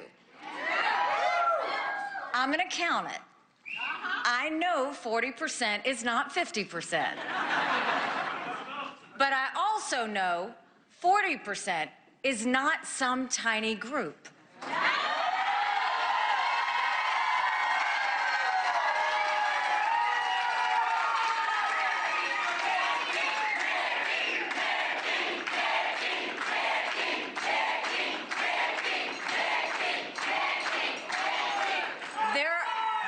There are huge numbers of voters in our Republican primaries who are saying they want an alternative. I said earlier this week that no matter what happens in South Carolina, I would continue to run for president.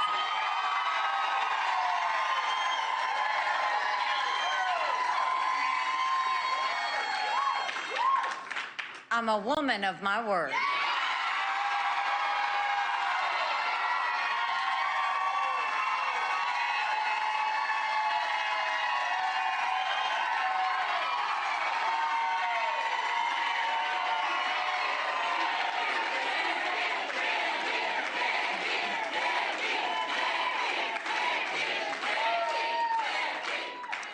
I'm not giving up this fight when a majority of Americans disapprove of both Donald Trump and Joe Biden.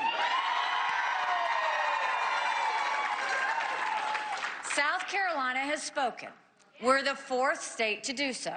In the next 10 days, another 21 states and territories will speak. They have the right to a real choice. Not a Soviet-style election with only one candidate. And I have a duty to give them that choice.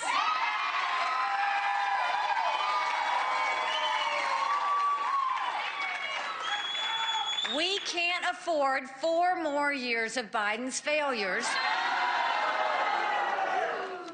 or Trump's lack of focus. We're at $34 trillion in debt and counting.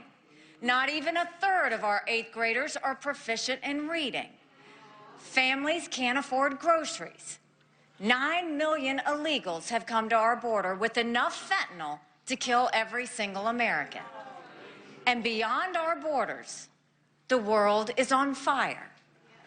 War is spreading further every day. If we aren't strong, those wars will draw America further in. And it's not just about policies. We won't get out of our downward spiral if we keep obsessing over the past. Does anyone seriously think Joe Biden or Donald Trump will unite our country to solve our problems? One of them calls his fellow Americans fascists. The other calls his fellow Americans vermin. They aren't fighting for our country's future. They're demanding we fight each other.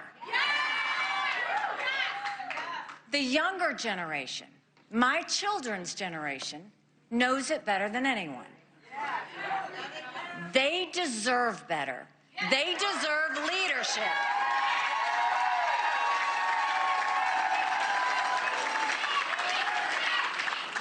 And so I will keep fighting for them and for you and for all of America.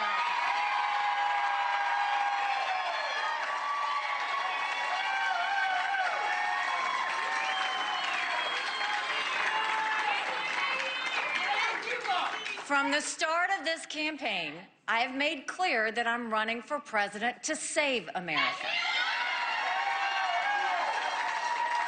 I'm running to remind us what it means to be an American. In the America I know and love, we believe in each other. And we believe in America's inherent goodness. Now is the time to renew that belief. Now is the time to remember who we are. We're citizens of the greatest country in human history.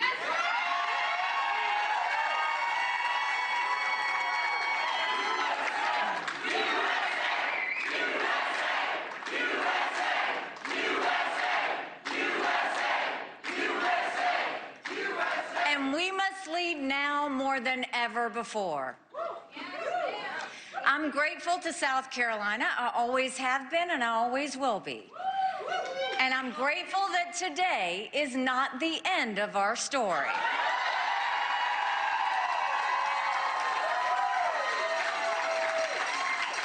We're headed to Michigan tomorrow.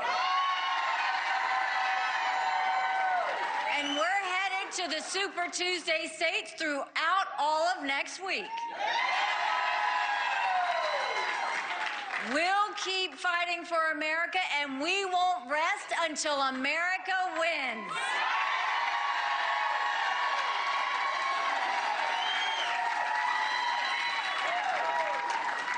I want to give a few thank yous because we have had some people who've really, there have been too many to thank. But I really have to single out Congressman Ralph Norman. Ralph has had pressure on him from every side that he needed to not support me and that he needed to step away from me. And he always said, there's no way in hell. I want to thank Senator Tom Davis, Representative Nathan Ballantyne, and Representative Mike Neese, who were there. We had other supporters, but they were constantly there. Tom, you've been there from the very beginning. Nathan, you'll forever be my desk mate. Mike, I won't know what to do if I don't see you at an event, but I am truly, truly grateful. Solicitors Scarlett Wilson and Duffy Stone, amazing rock stars for our state that we should all be proud of. Mayor Brenda Bethune really stepped up. The mayor of Myrtle Beach, she was absolutely fantastic. Former Congressman Gresham Barrett. You know, the story behind me and Gresham is we duked it out in our first primary when I ran for governor. And to have him call me and say, not only do I want to help you, I will do whatever you need me to do.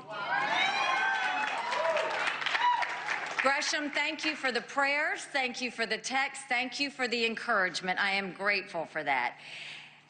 And everybody needs a friend like Bubba Cromer.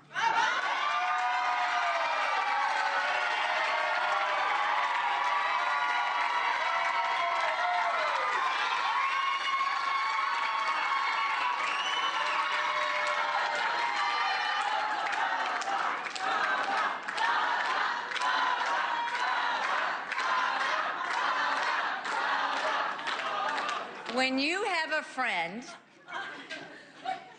who was one of the first ones to greet me when I joined the House of Representatives, and when everybody wasn't nice and they gave me a hard time, Bubba would always compliment my outfit. And to have you show up and go to every event and print thousands of letters and stuff mailboxes and do the things you didn't have to do. We love you, Bubba! We all love you.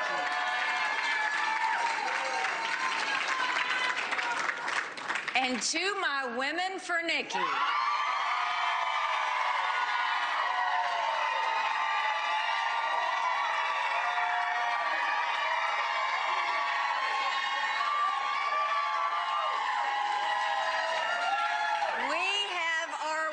for Nikki chapters in every state in this country. And if you want to talk about a force, don't mess with the women in America.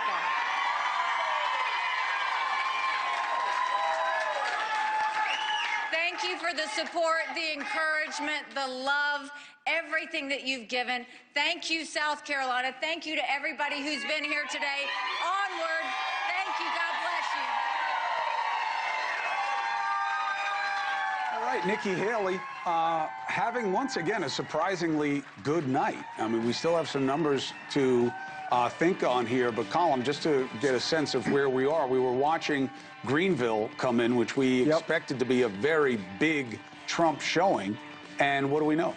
Yeah, it's not yet, I mean, margin-wise. And what's interesting about these, and you guys have hit on this theme a couple times tonight, is that the Nikki Haley voters might not decide who the next Republican nominee is, but they might have a big say in who the next president is. I mean, we look statewide at a kind of a 60-40 race right now. To your point about Greenville, we talked earlier in the night about a tale of two counties, why Haley's doing well, why she might cut into some of the Trump margins. These are the first numbers that we've got in tonight from Greenville, South Carolina, up in the northern part of the state, where Donald Trump is expected to certainly win the county, and he is. And we still have a lot of votes out there that we're waiting for, but that margin for Trump needs to be a lot bigger than that. On the contrary, when you talk about the other side of it, why is Nikki Haley making this a little bit closer than we thought? You go to Charleston, and she needed to do well and is. I mean, her numbers are very good there. 62-38 is what she's doing in Charleston. And the other thing on Trump, and again, I know he's winning this night. We've called the race right from the get-go, and there's no doubt about the outcome, and there never was.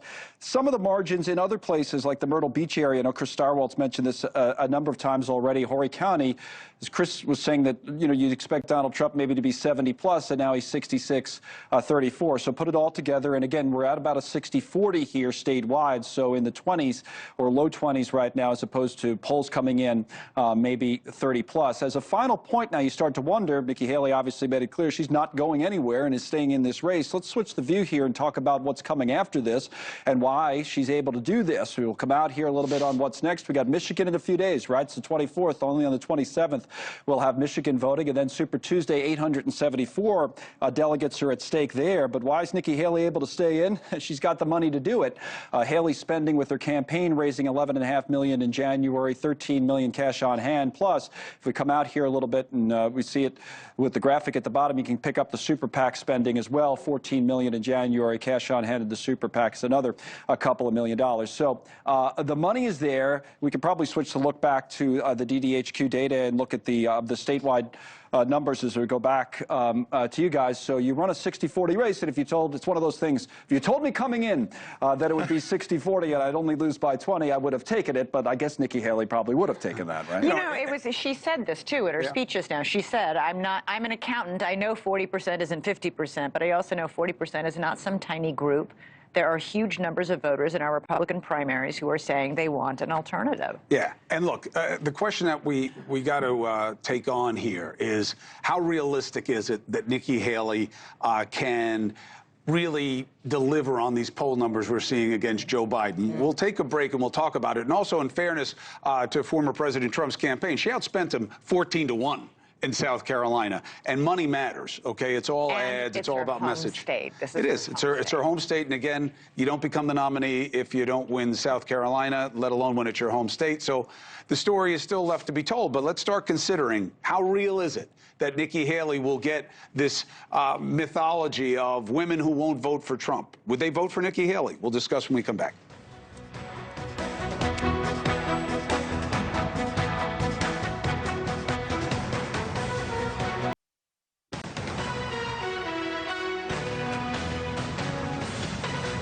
We welcome you back as the polls continue, the numbers continue to roll in here. Nikki Haley having a better than expected night in South Carolina. News Nation senior political contributor George Will is with us, a man who spends a lot of time in South Carolina. Also, I think fair to count you as a Nikki Haley fan.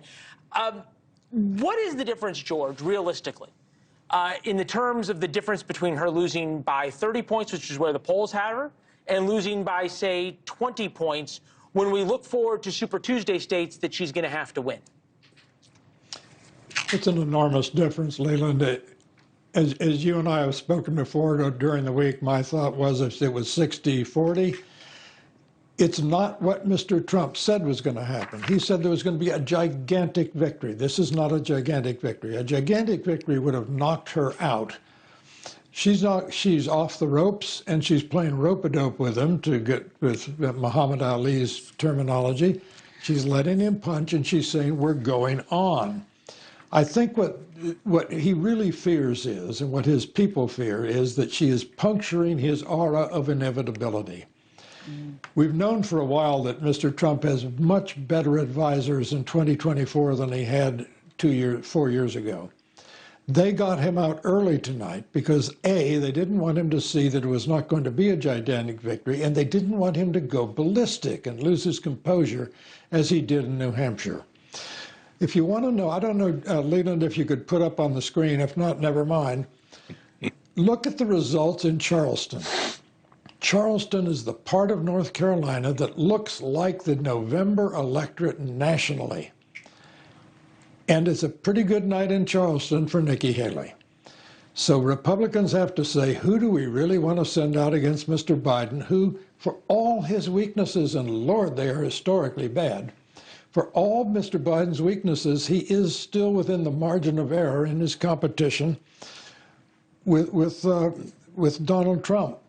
Furthermore, part of Donald Trump's appeal has been, for 8 years now, he has cast himself as the insurgent against the establishment. Leland, he is the Republican establishment, and who is the insurgent now? The insurgent now is Nikki Haley. So if there is a rest of rebellious instinct in the Republican electorate, I think it might begin to migrate to Nikki Haley.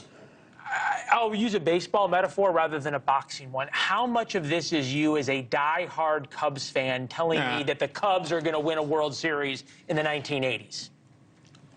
Well, the Cubs win the World Series every 108 years, as is known. But I think, look, I've backed enough losing causes to know one when I see one. Nikki Haley's not a losing cause just yet. The game goes on. You got to get 27 outs to win. And when one team says, let's stop the game now, it's over, we've won, that's the sign of weakness. That's the sign of worry. The game's going on, and aren't we all glad? All right. Real quick, as we look towards Super Tuesday, you got to beat the man to be the man or the woman. You got to start running up the delegate count to, as your point, prevent Donald Trump from getting to 1,215. Nikki Haley, as we look at the delegate count in South Carolina, she did better. She's nowhere close to really putting a dent into Donald Trump's momentum in the delegate count. What states does she win on Super Tuesday, 10 days from now, that is going to actually change this conversation? I don't think it's winning a state, Leland. I think it is continuing to show that there is a not negligible 40% or more Republicans saying, we don't want this choice. We want more. And once you do that, you are going to see the aura of inevitability that Mr. Trump has carefully cultivated begins to lose its air. And when people say, you know, we've been told there's no choice, lo and behold, there's a choice. Let's see what happens. Fair enough. George, thank you very much. We will talk next week. Back here, it's very interesting. Donald Trump didn't say Nikki Haley's name with a reason. He doesn't want that to be part of the conversation. I think George laid out the reasons why. How much of this is up to the media now to decide how much they continue this conversation that this is a race and this is a fight versus go with the Donald Trump narrative of this is now Joe Biden and Donald Trump? She definitely gave him reason to keep going with it. I mean, I am a student of the school that the media has been very generous to Nikki Haley. Part of that is animus towards Trump, although I do believe Trump gets what he asks for from the media. And we do like a horse race, right? And they are probably reflecting the reality in this country that 2 out of 3 Americans don't like the two choices. But I think she's done more than enough tonight to make the hold on a second headline everywhere There's tomorrow. no other Democrat who's garnering 40% of the vote. It's not even close. It's not even close. Play this just in a little different way, right? There is nothing better for Joe Biden than to be running against Donald Trump. There is nothing worse for Joe Biden than to be running against Nikki Haley. At some point, is there a conversation in the newsrooms of New York, in the same way there's conversations about how much people hate Washington, that a Nikki Haley Joe Biden race for people in the media who like Joe Biden is not helpful. I don't think they're that good at it. I don't think that. I think that if the media were that powerful and good at using its power, Donald Trump wouldn't have won in the first place in 2016. The first bias of the press is for conflict, and the first bias for the press is for a story. Right. And so what Nikki Haley is trying to do, and we keep watching the numbers, he goes 61, 59, hanging. She wants him to be in the 50s. She really wants Trump to be in the 50s. But that's already a gift from the media, by the way. Already a gift. The fact that, this is a gift, you outspent them 14-1, and you wind up 61-39 plus, that's a gift from the media that they start talking about you favorably, which they invariably do. Right. So that's your answer. But the freedom's just another word for nothing left to lose. And if you're Nikki Haley and you really are serious, that you're like, I'm not going to kiss the ring, I don't need to do anything. By the way, that's what her donors want to hear. Right. That's what her supporters want to hear, is say, I don't care, I'm not coming home, I'm staying out here until the street lights come on, and it doesn't matter. And that could put a little That's what she fire told me underneath last her. night. Well, by the way, I thought one of the most interesting lines in her speech just now was one where she criticized not just Donald Trump, but Joe Biden, where she said one of them calls his fellow Americans fascists, the other calls his fellow Americans vermin. They aren't fighting for our country's future. They're demanding we fight each other. She's stealing your talking points. Yeah. No, look, she wants to be running a general election race, right? She wants to bypass the Republican nomination They fight. both do. And she wants to just sort of now take on both Trump and Biden. To your point about a two-party system, you have the Trump camp, you have an anti-Trump camp, which is a de facto Biden camp, and then you have Nikki Haley supporters. Right. Yeah. I mean, look, Nikki Haley's doing better than people expected her to do because of the idea that Brother Will was talking about, was that Trump owns the GOP. And that is certainly true among the electeds. Okay, the establishment that he's supposed to be so against, they're really the ones who are keeping closest to him. Every single South Carolina politician endorsed Trump. Because one. they're afraid of getting primaried. I mean, he can hurt you in the primaries, no question about it. But I do question this idea that Nikki Haley runs over Biden. I see the polls, too. I totally get it. I just, the polls are wrong so often, especially this far out. And I don't understand how a woman who is so out of touch with women nationally on the issues that I mean 80+% of people don't like the position she just took on IVF with that Alabama decision. Trump beat her to the right decision. To be fair to Nikki Haley, when I interviewed her yesterday, she said, I believe that embryos are children. That doesn't mean everybody else does. The IVF decision should be between a woman and a doctor. Now, there's an irony of her saying it in that way. Right. But she was very clear. She actually, if you really parse it, probably went in the simplest terms to the left of even Donald Trump when it came to the IVF.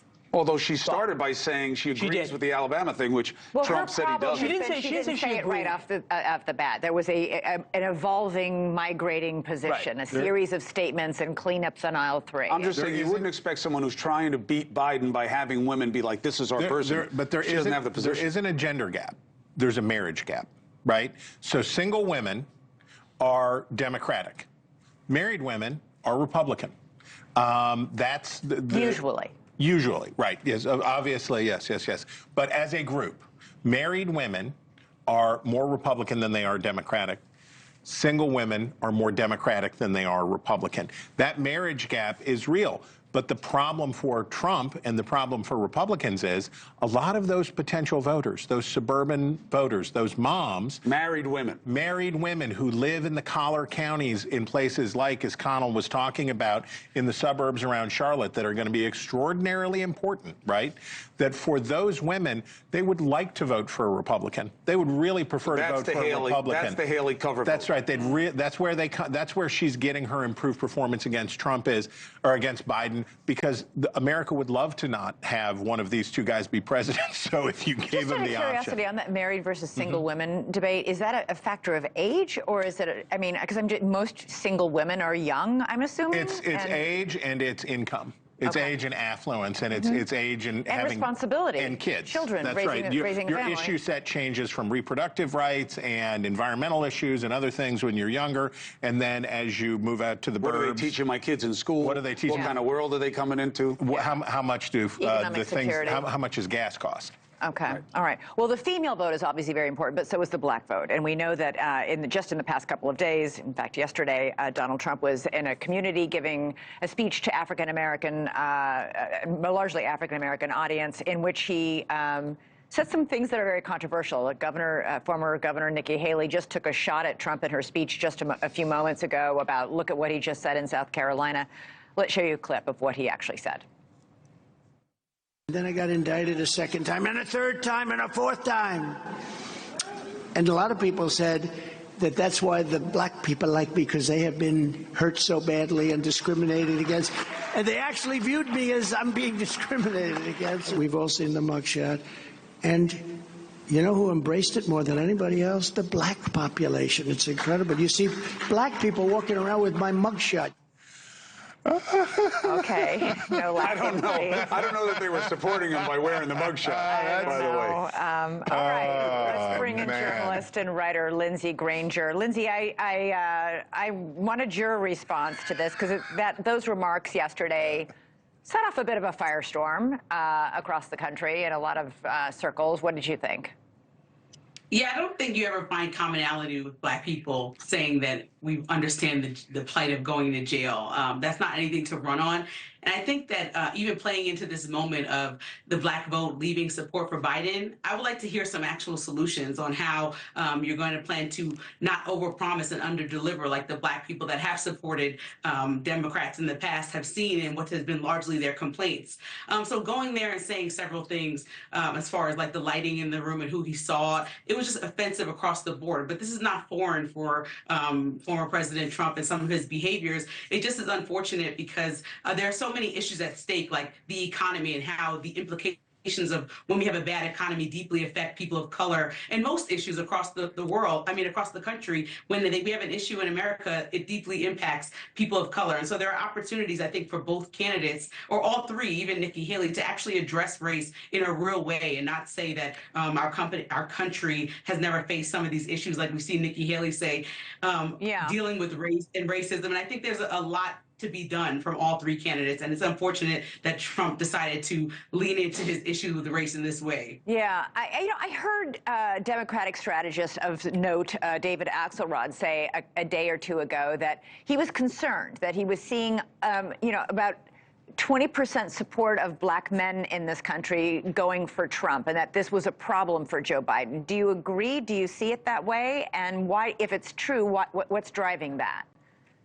So from a lot of the stuff that I've researched and even interviews that we've done has made me understand that black men specifically, and even younger black people, are looking at the economy, how they're graduating, how they're living. Black men are looking at the day-to-day finances and how their budget changed from 4 years ago to right now, and just looking at how, even with the implications of COVID and how that regardless who the president was, that we would have been in an unfair and bad economy for any president, how much they're impacted day to day. And so when you say, what has Biden done for me, people are thinking that because they have a messaging problem. Right. And there are several things that the campaign can point to that they've done that have benefited black people, but there are still so many things that are left undone that they promised on the campaign trail, like reform of police, policing in America, and big promises that haven't been done. And when you spend billions and billions on Ukraine and foreign issues, and then black people are suffering in the way they are back in the States, then obviously, people are going to have an issue and say, hey, if 90% of black women actually got you past the finish line to Joe Biden, then what have you done for me lately? And they're going to be asking that question. They were a big part of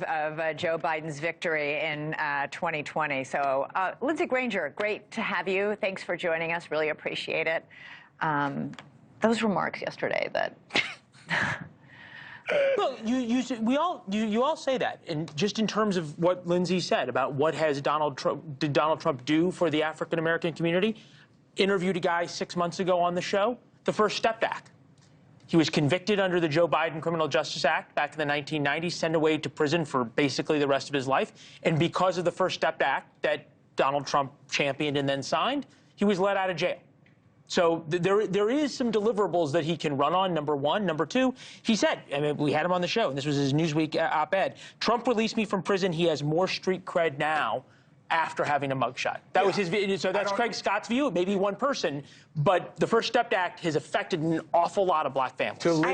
To Lindsay's point, I don't think that talking about how many are jailed is the best way to corral the vote of any population, let alone the African-American one. I'll tell you, though, if he had been saying what he's just said now, when you and I were standing in riots and covering riots during use of force protests, he may have settled the country down a lot faster if he had given some acknowledgement to the idea that, hey, the justice system's got some work to do when it comes to how it treats minorities. You picked up on the fact that he was basically, while everybody was it made news, those remarks, because they were so viewed by many as racially insensitive. Like, if you're black, you must have a mugshot. But he actually was exposing the two-tiered justice system. That all of a sudden exists in the Republican Party, which is very nice. Since when has Donald Trump ever taken an opportunity to really sort of have nuance to his comments at the right time? Hey, you know what? To my earlier point, he doesn't have to, because it is a battle to the bottom of which side is worse, which is why there's so much forgiveness for things that would have never been forgivable, you know, in an earlier age. Anyway, let's take a break. When we come back, we'll keep trying to figure out what the night means in terms of how we go forward. But I do have to say, the way I started it off tonight, which is that this was going to be the door shutting in Nikki Haley's face, did not happen. Why? What does it mean? We'll discuss.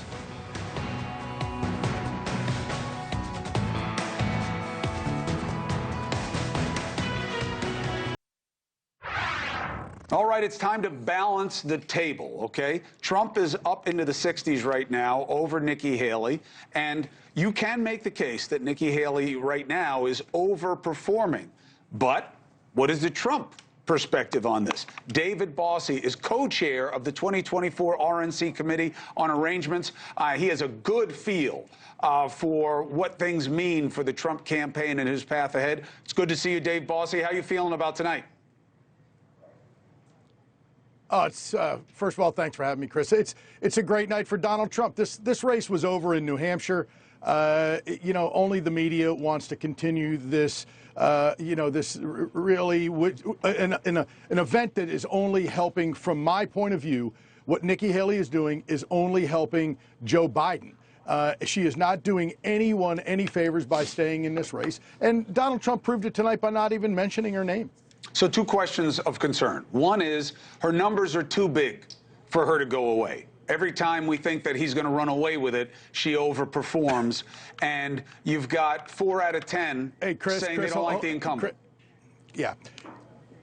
Well, 38.5% in your home state, where you served twice as governor, is not good enough. I'm sorry to tell you guys that Donald Trump getting 60, 61, that number's only going to creep up a little bit more as the night goes on, just as it has been doing. It is a devastating loss for Nikki Haley.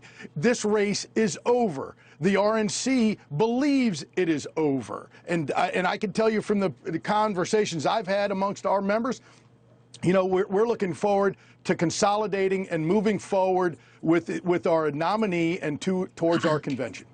Bossie, I concede the point because I have another one I want to make.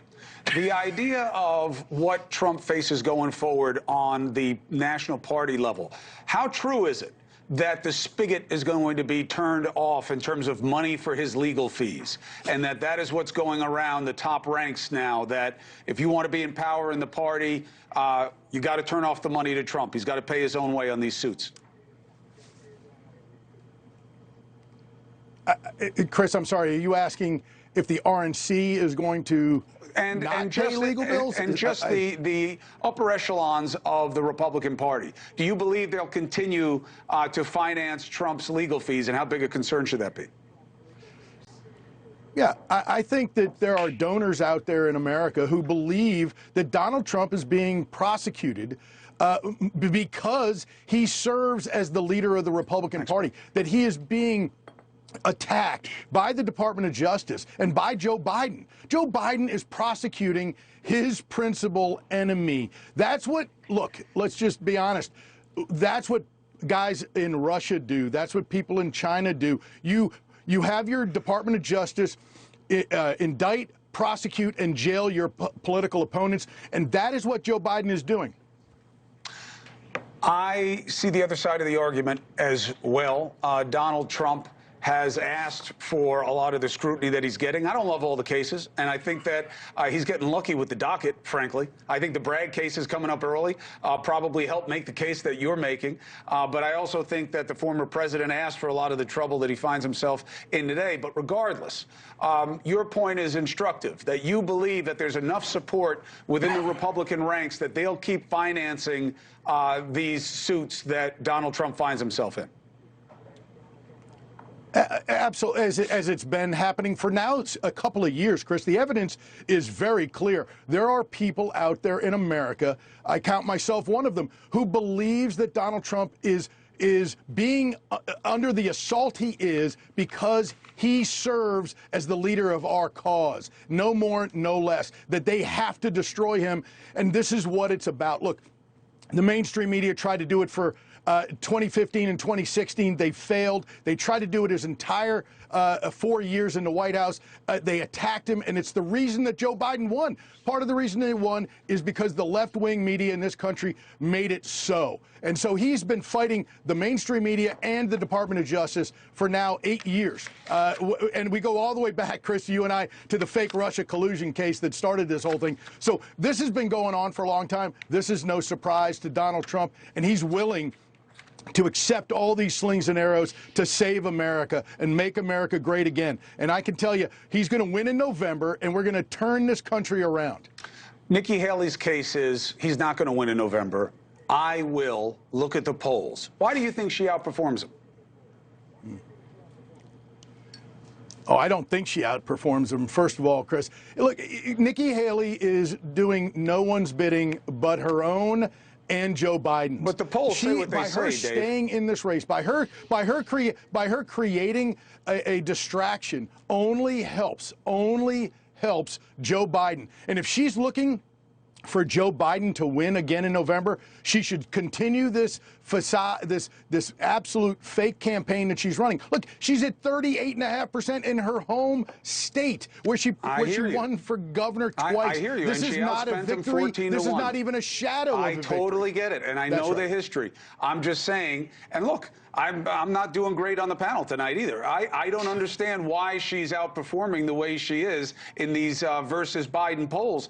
But she is, Dave. I don't know the last time I saw a poll where Trump is beating Haley against Biden. What am I missing?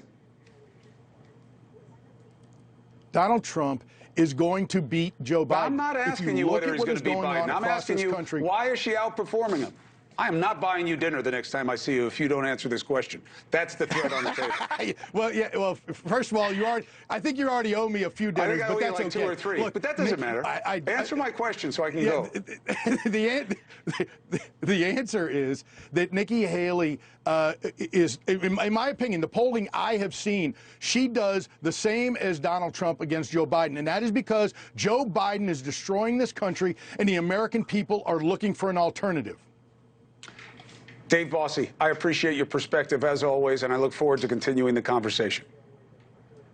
I don't think you owe him dinner. Thanks, Chris. Yeah, I owe him a couple of dinners already. Well, not based on not answering your question right there. Elizabeth, though, you made a great point about this, and I think this goes to a little bit of Bossie's argument.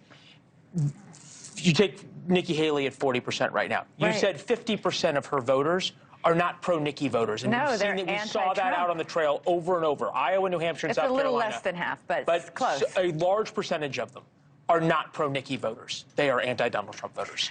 All right, well, after hearing David Bossie talk about Donald Trump and his dominance in the polls and his ability to beat Joe Biden, let's bring in Jonathan Bush, who's the co-founder of the Nikki Haley Super PAC, Independence, Moving the Needle.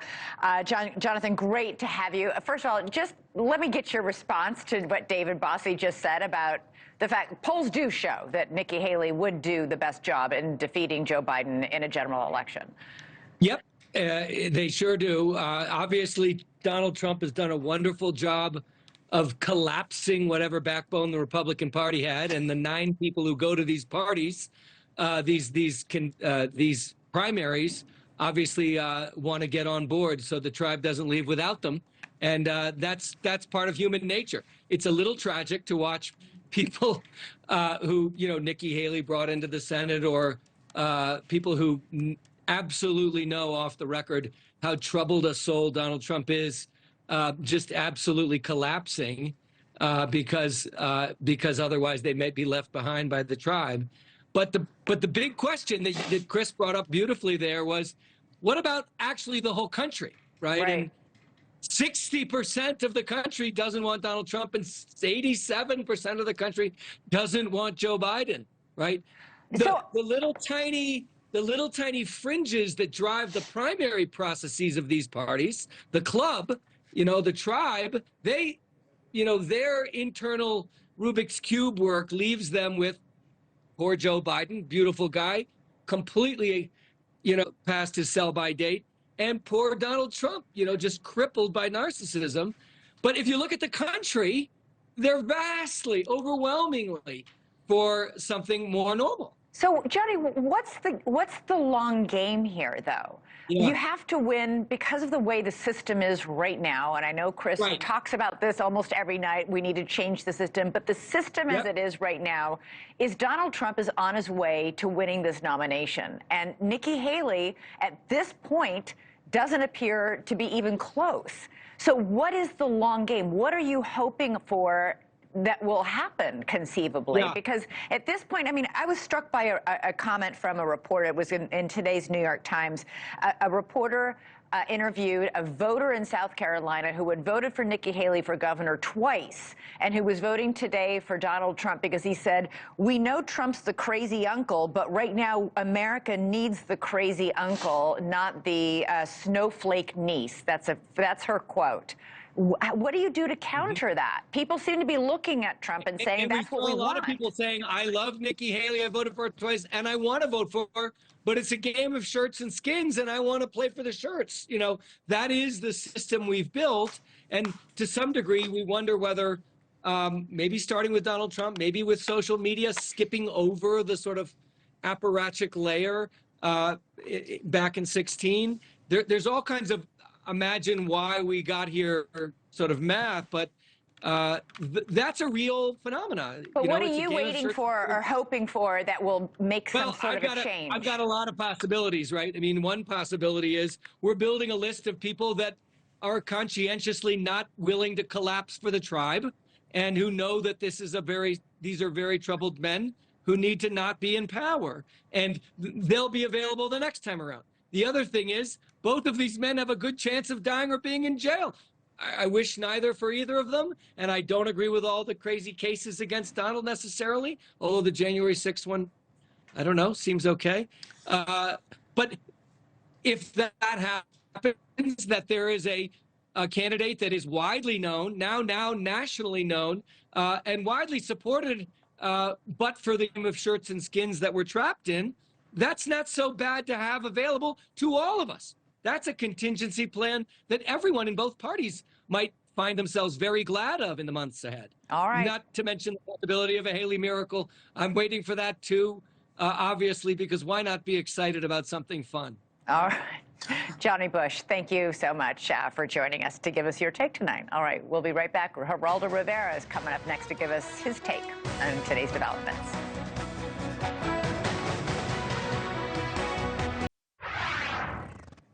Here at News Nation, when I say the OAO, I mean the one and only, and that can only mean correspondent at large, Geraldo Rivera. So, Mr. Rivera, what do you make of the happenings at South Carolina?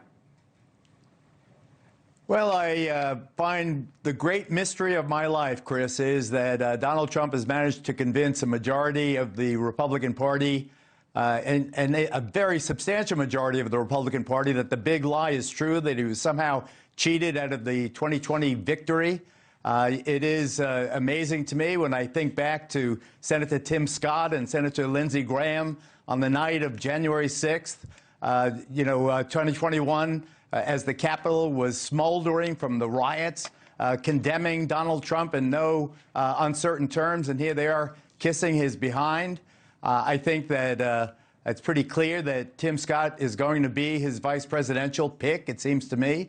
He's gone so far so effusively. Nikki Haley, come to cherish her. I would vote for her if I could, if given the chance. She's fierce, she's sincere, she's a class act. I like the fact that her husband is serving in a very dangerous war zone in Africa. You know, but in all things considered, I thought that she had to do 40% tonight to stay credible in this long shot candidacy. She's slightly under that. Does she have any chance really of sustaining, of winning?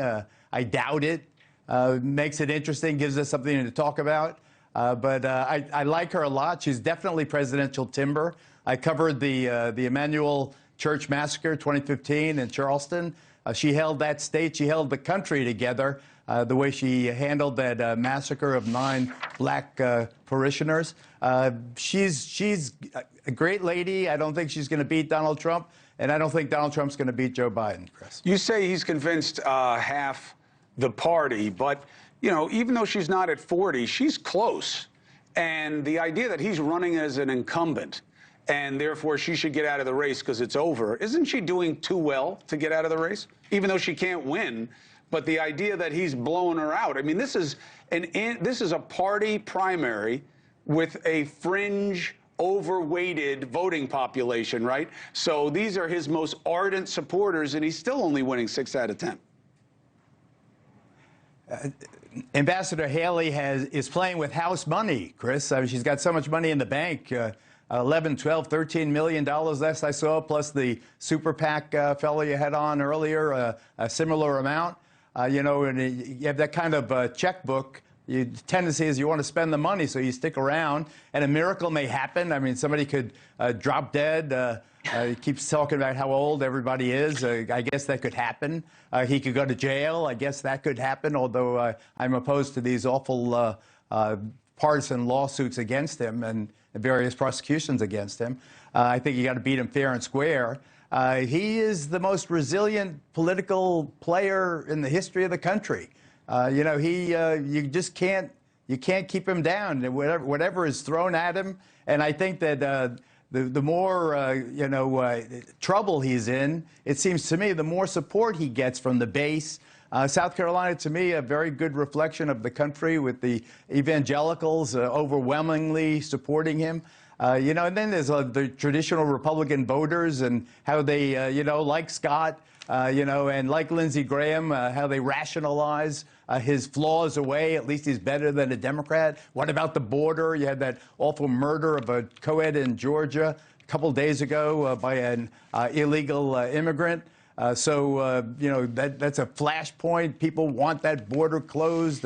And so on and so forth. They don't care about the fact that Trump ordered the Republican Party not to press legislation that was agreed upon in a grand compromise. That doesn't matter. He keeps saying border, border, poisoning the blood of the country. All the aliens are from prisons and insane asylums.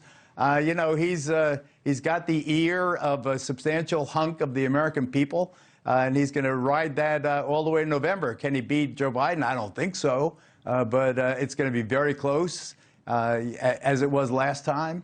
But I'm still baffled by the fact that he could trample on the Constitution of the United States. He could upset the whole orderly constitutional succession that's been the hallmark of American democracy since our founding. He can do all that, and still he could win the race. He could be the next president of the United States. It's I guess that's why I'm not a political pundit. I can't figure things out, but I see what I see, and Nikki Haley could be a great president, it seems to me. Well, go ahead. Sorry. No, listen, I could listen all night, brother. You know that. But I wonder if you're not making the case that it's not Tim Scott that should be the choice. It should be Nikki Haley. I mean, it would kind of solve everything. Trump wants this to be over. Great, put Nikki Haley on the ticket. Nikki Haley says Trump can't beat Biden, but maybe she can with him. Who knows? Maybe that's what this winds up all being about. I know people say within his camp he doesn't like her, but we know how fickle he is. That could change in a second. I got to grab a break. Geraldo Rivera, thank you very much for being part of News Nation's team and being with us tonight. We're better for it. My pleasure. All right, brother. To speak to you soon. Let's take a break. What does this mean for the Democrats? What's their read on the night? Stay with us.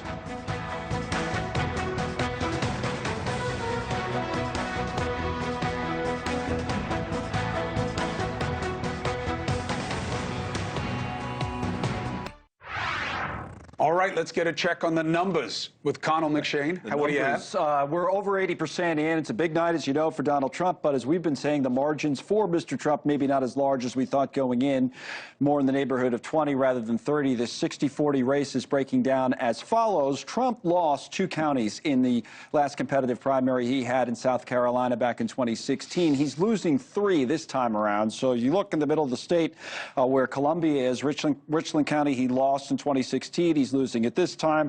Charleston as well. He lost in 2016, and he's losing it this time. In fact, we can go back and look at the comparisons in 2016 where Marco Rubio beat him there. But then let's add in Beaufort County in South Carolina, down the Hilton Head area, where Trump won 30% to 28 for Marco Rubio, but Nikki Haley's beating him there. So add a third county for her so far to cut into those margins a little bit. We're still waiting. As I said, we have 83% of the vote in for some other votes to come in. This is Beaufort County, but if we go out statewide and take a look, we're waiting for a lot of votes in the largest county in the state, which is Greenville. So we'll see as they come in here, and go back to the live results for a moment, because Greenville's right up here in the northern part of the state. Trump's ahead, still waiting for votes outstanding, 56-43. Probably would have thought his margin would be a little larger in a place like Greenville, although he is winning, and he still has that 60-40-ish, 61-39 lead statewide, guys. All right. Thanks, Connell. Thank you. We'll bring in Anthony Scaramucci, Trump administration White House communication director. Look, we've seen this play before, right?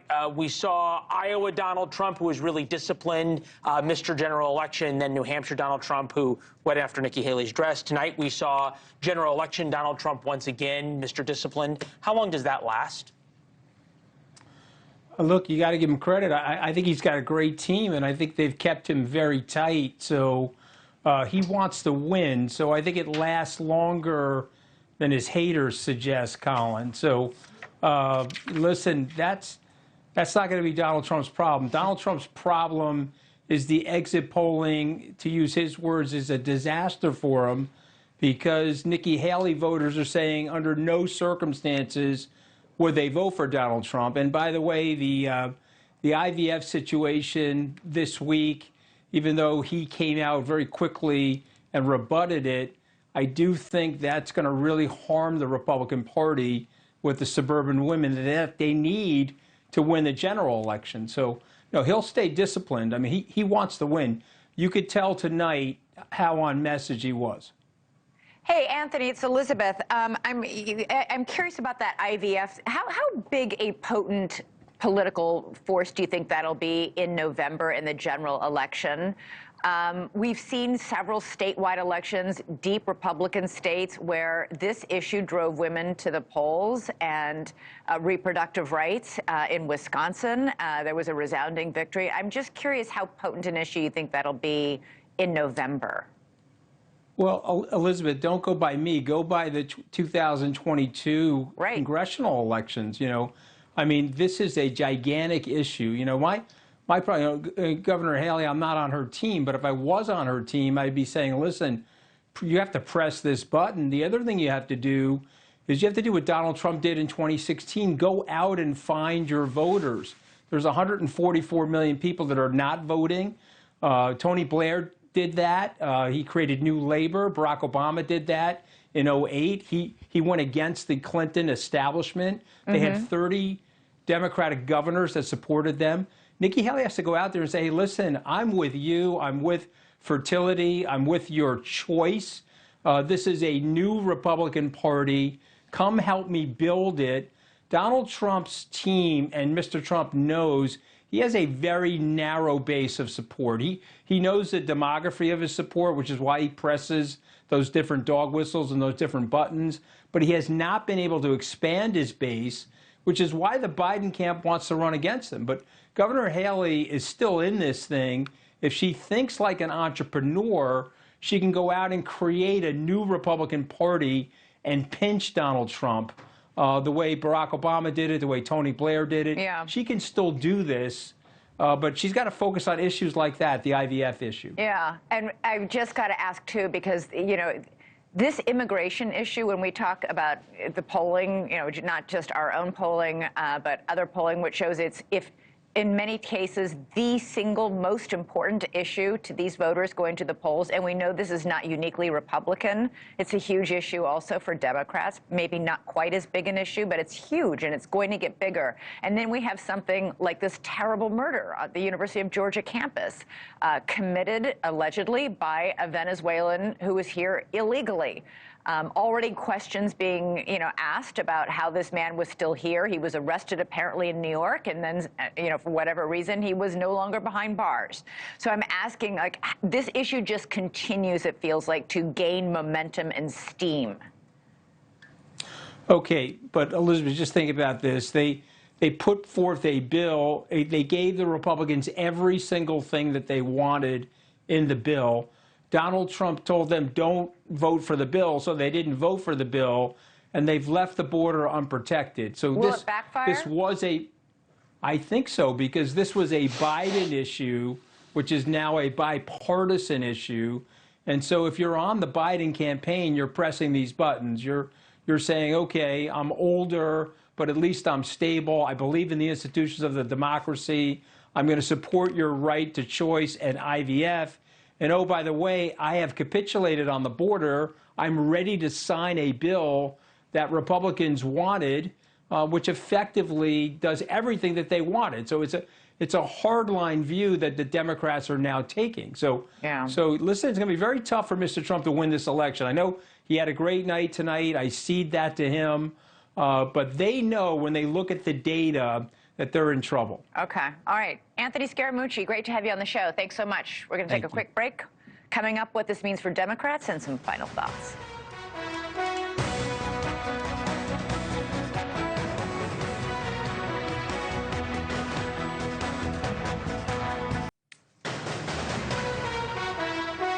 All right, let's check in now with News Nation Now Connell McShane at the wall with the very latest digital data. I'm looking ahead, Elizabeth. Getting to what's next. We're moving on beyond South Carolina. We know that Michigan's in 3 days before we even get to March 5th, Super Tuesday. So it's not only Republicans, we're talking Democrats in Michigan. There's this movement because of numbers like this. Look at the president's approval rating. Totally negative. It's at 67% among Michigan voters for Joe Biden. There's this movement to vote uncommitted in Michigan as a protest vote against Biden, largely because of what you see on the right side of your screen, the opposition to the war, young voters, Arab-American voters, 53% of them saying that a ceasefire in Gaza should be declared before you negotiate, in order to negotiate for the release of the hostages. So the president's under pressure there, and this is such an important state. So let's switch our view real quick and talk about Michigan, because when we do that, you'll see up on our data board from DDHQ, we'll be talking about this a lot in the coming months, a scenario where Michigan could decide the whole thing. I've kind of taken the liberty to build this. We had 7 states that were complete toss-ups, but I put Michigan as the last one. And if Michigan, in this scenario, were to go red, you'd be at 277 for the Republican, presumably Donald Trump. But if it goes blue, then Biden would probably win it. So Michigan's in a few days, guys, and it could be the state, God bless you, Leland, that decides the entire thing. So it's a big one. Leland was so blown away by your Michigan. Yes. Well, look, as somebody He's allergic. From Michigan, I'm glad that to those early estimates. He doesn't like it. All right, let's bring in somebody else who is in the business of prognostication, Democratic strategist, former political consultant to then President Bill Clinton, Hank Scheinkoff. Hank, always a pleasure. Good to see you. What does tonight mean for the Democratic Party? Nothing. Absolutely Okay, good to see you. Thank you very much. We'll see you. No, why? Why doesn't it mean anything? Look, South Carolina is the home of the states' rights movement. It's the land where Strom Thurmond comes from. This is not a place where Democrats have much to say about anything and haven't for quite some time. So this is nothing new. Donald Trump is the winner here. Not a surprise. He's going to do well in states where people have, but there's large numbers of evangelical Christians, where people feel absolutely alienated from Washington. This is not the test of what the Democrats have to do. What the Democrats have to do is to do what they've been doing, which is talk economy stupid, and that's the end of the story. That's part one. And part two is figure out how to deal with states, as just mentioned, like Michigan. If it's a choice between Donald Trump or Joe Biden, and whether it's about Israel or Hamas, people are going to say, wait a second, in states like Michigan, I'm with Biden, not Trump. So that's really the argument. It is the economy. What about Nikki Haley's relative strength and that he isn't really slamming the door on her? She doesn't seem to be able to beat him, but there's no message in that for Democrats? There's a message for Democrats is that 4 years down the road, Nikki Haley's likely to be the person that the Democrats should be most afraid of. And it also tells you that Donald Trump's popularity and ability to get votes is kind of flattened. He's got only so much to go, and that's what he's got in his own party.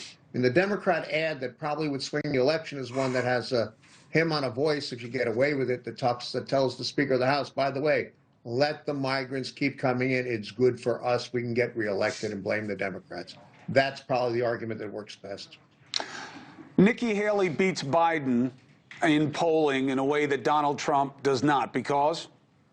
Because of age, because of generation, and because she's fresh, and everybody else appears to be extraordinarily tired, including Trump. Hey, Chris, just got a statement in from Biden about the South Carolina primary. Despite the threat that Trump poses, I will say again to the American people, I have never felt more optimistic about what we can do if we come together, because I know what America believes in standing up for our democracy, fighting for our personal freedoms, and building an economy that gives everyone a fair shot. Hank, I guess the question for you on this point would be what Joe Biden consistently says, though, is not about coming together. It's about attacking MAGA, saying anyone who supports Donald Trump is MAGA, threat to democracy, a fascist, on and on. Does he run the risk of doing to non-Trump voters exactly what Hillary Clinton did to them in 2016? Donald Trump doesn't have to do anything. Joe Biden has to wave the flag and say, look at how good we're doing compared to the rest of the world. Period. End of story. Hey, Hank, I got to have you on the show more. You really set us straight on things, and I appreciate that. So thank you very much for being with us tonight, and to be continued. So we lived a little bit of history tonight, although history was not made in terms of the margin of victory that Donald Trump would have liked to have seen. But Chris Stirewalt, let me start with you. What's the take of the night? You know, Geraldo made a great point, which is Donald Trump's single greatest liability with the electorate in a general election is January 6th and his efforts to swipe a second term. Nikki Haley cannot prosecute him on that question. A lot of the people who came out to vote for her tonight believe that Donald Trump should not be president again. We've heard Mike Pence, we've heard other Republicans say it. It's a very hard argument to make in a primary, but 31 seconds after you get into the general, that will flood the space in the national discussion. Yeah, interesting. All right. That's it for us. The question is, I wonder what Nikki Haley is going to ultimately mean here. Is she the answer for the ticket? If she's not at the top of the ticket, is she the answer for Trump? We'll see, and we'll live it together. Thank you for being with News Nation. To be continued.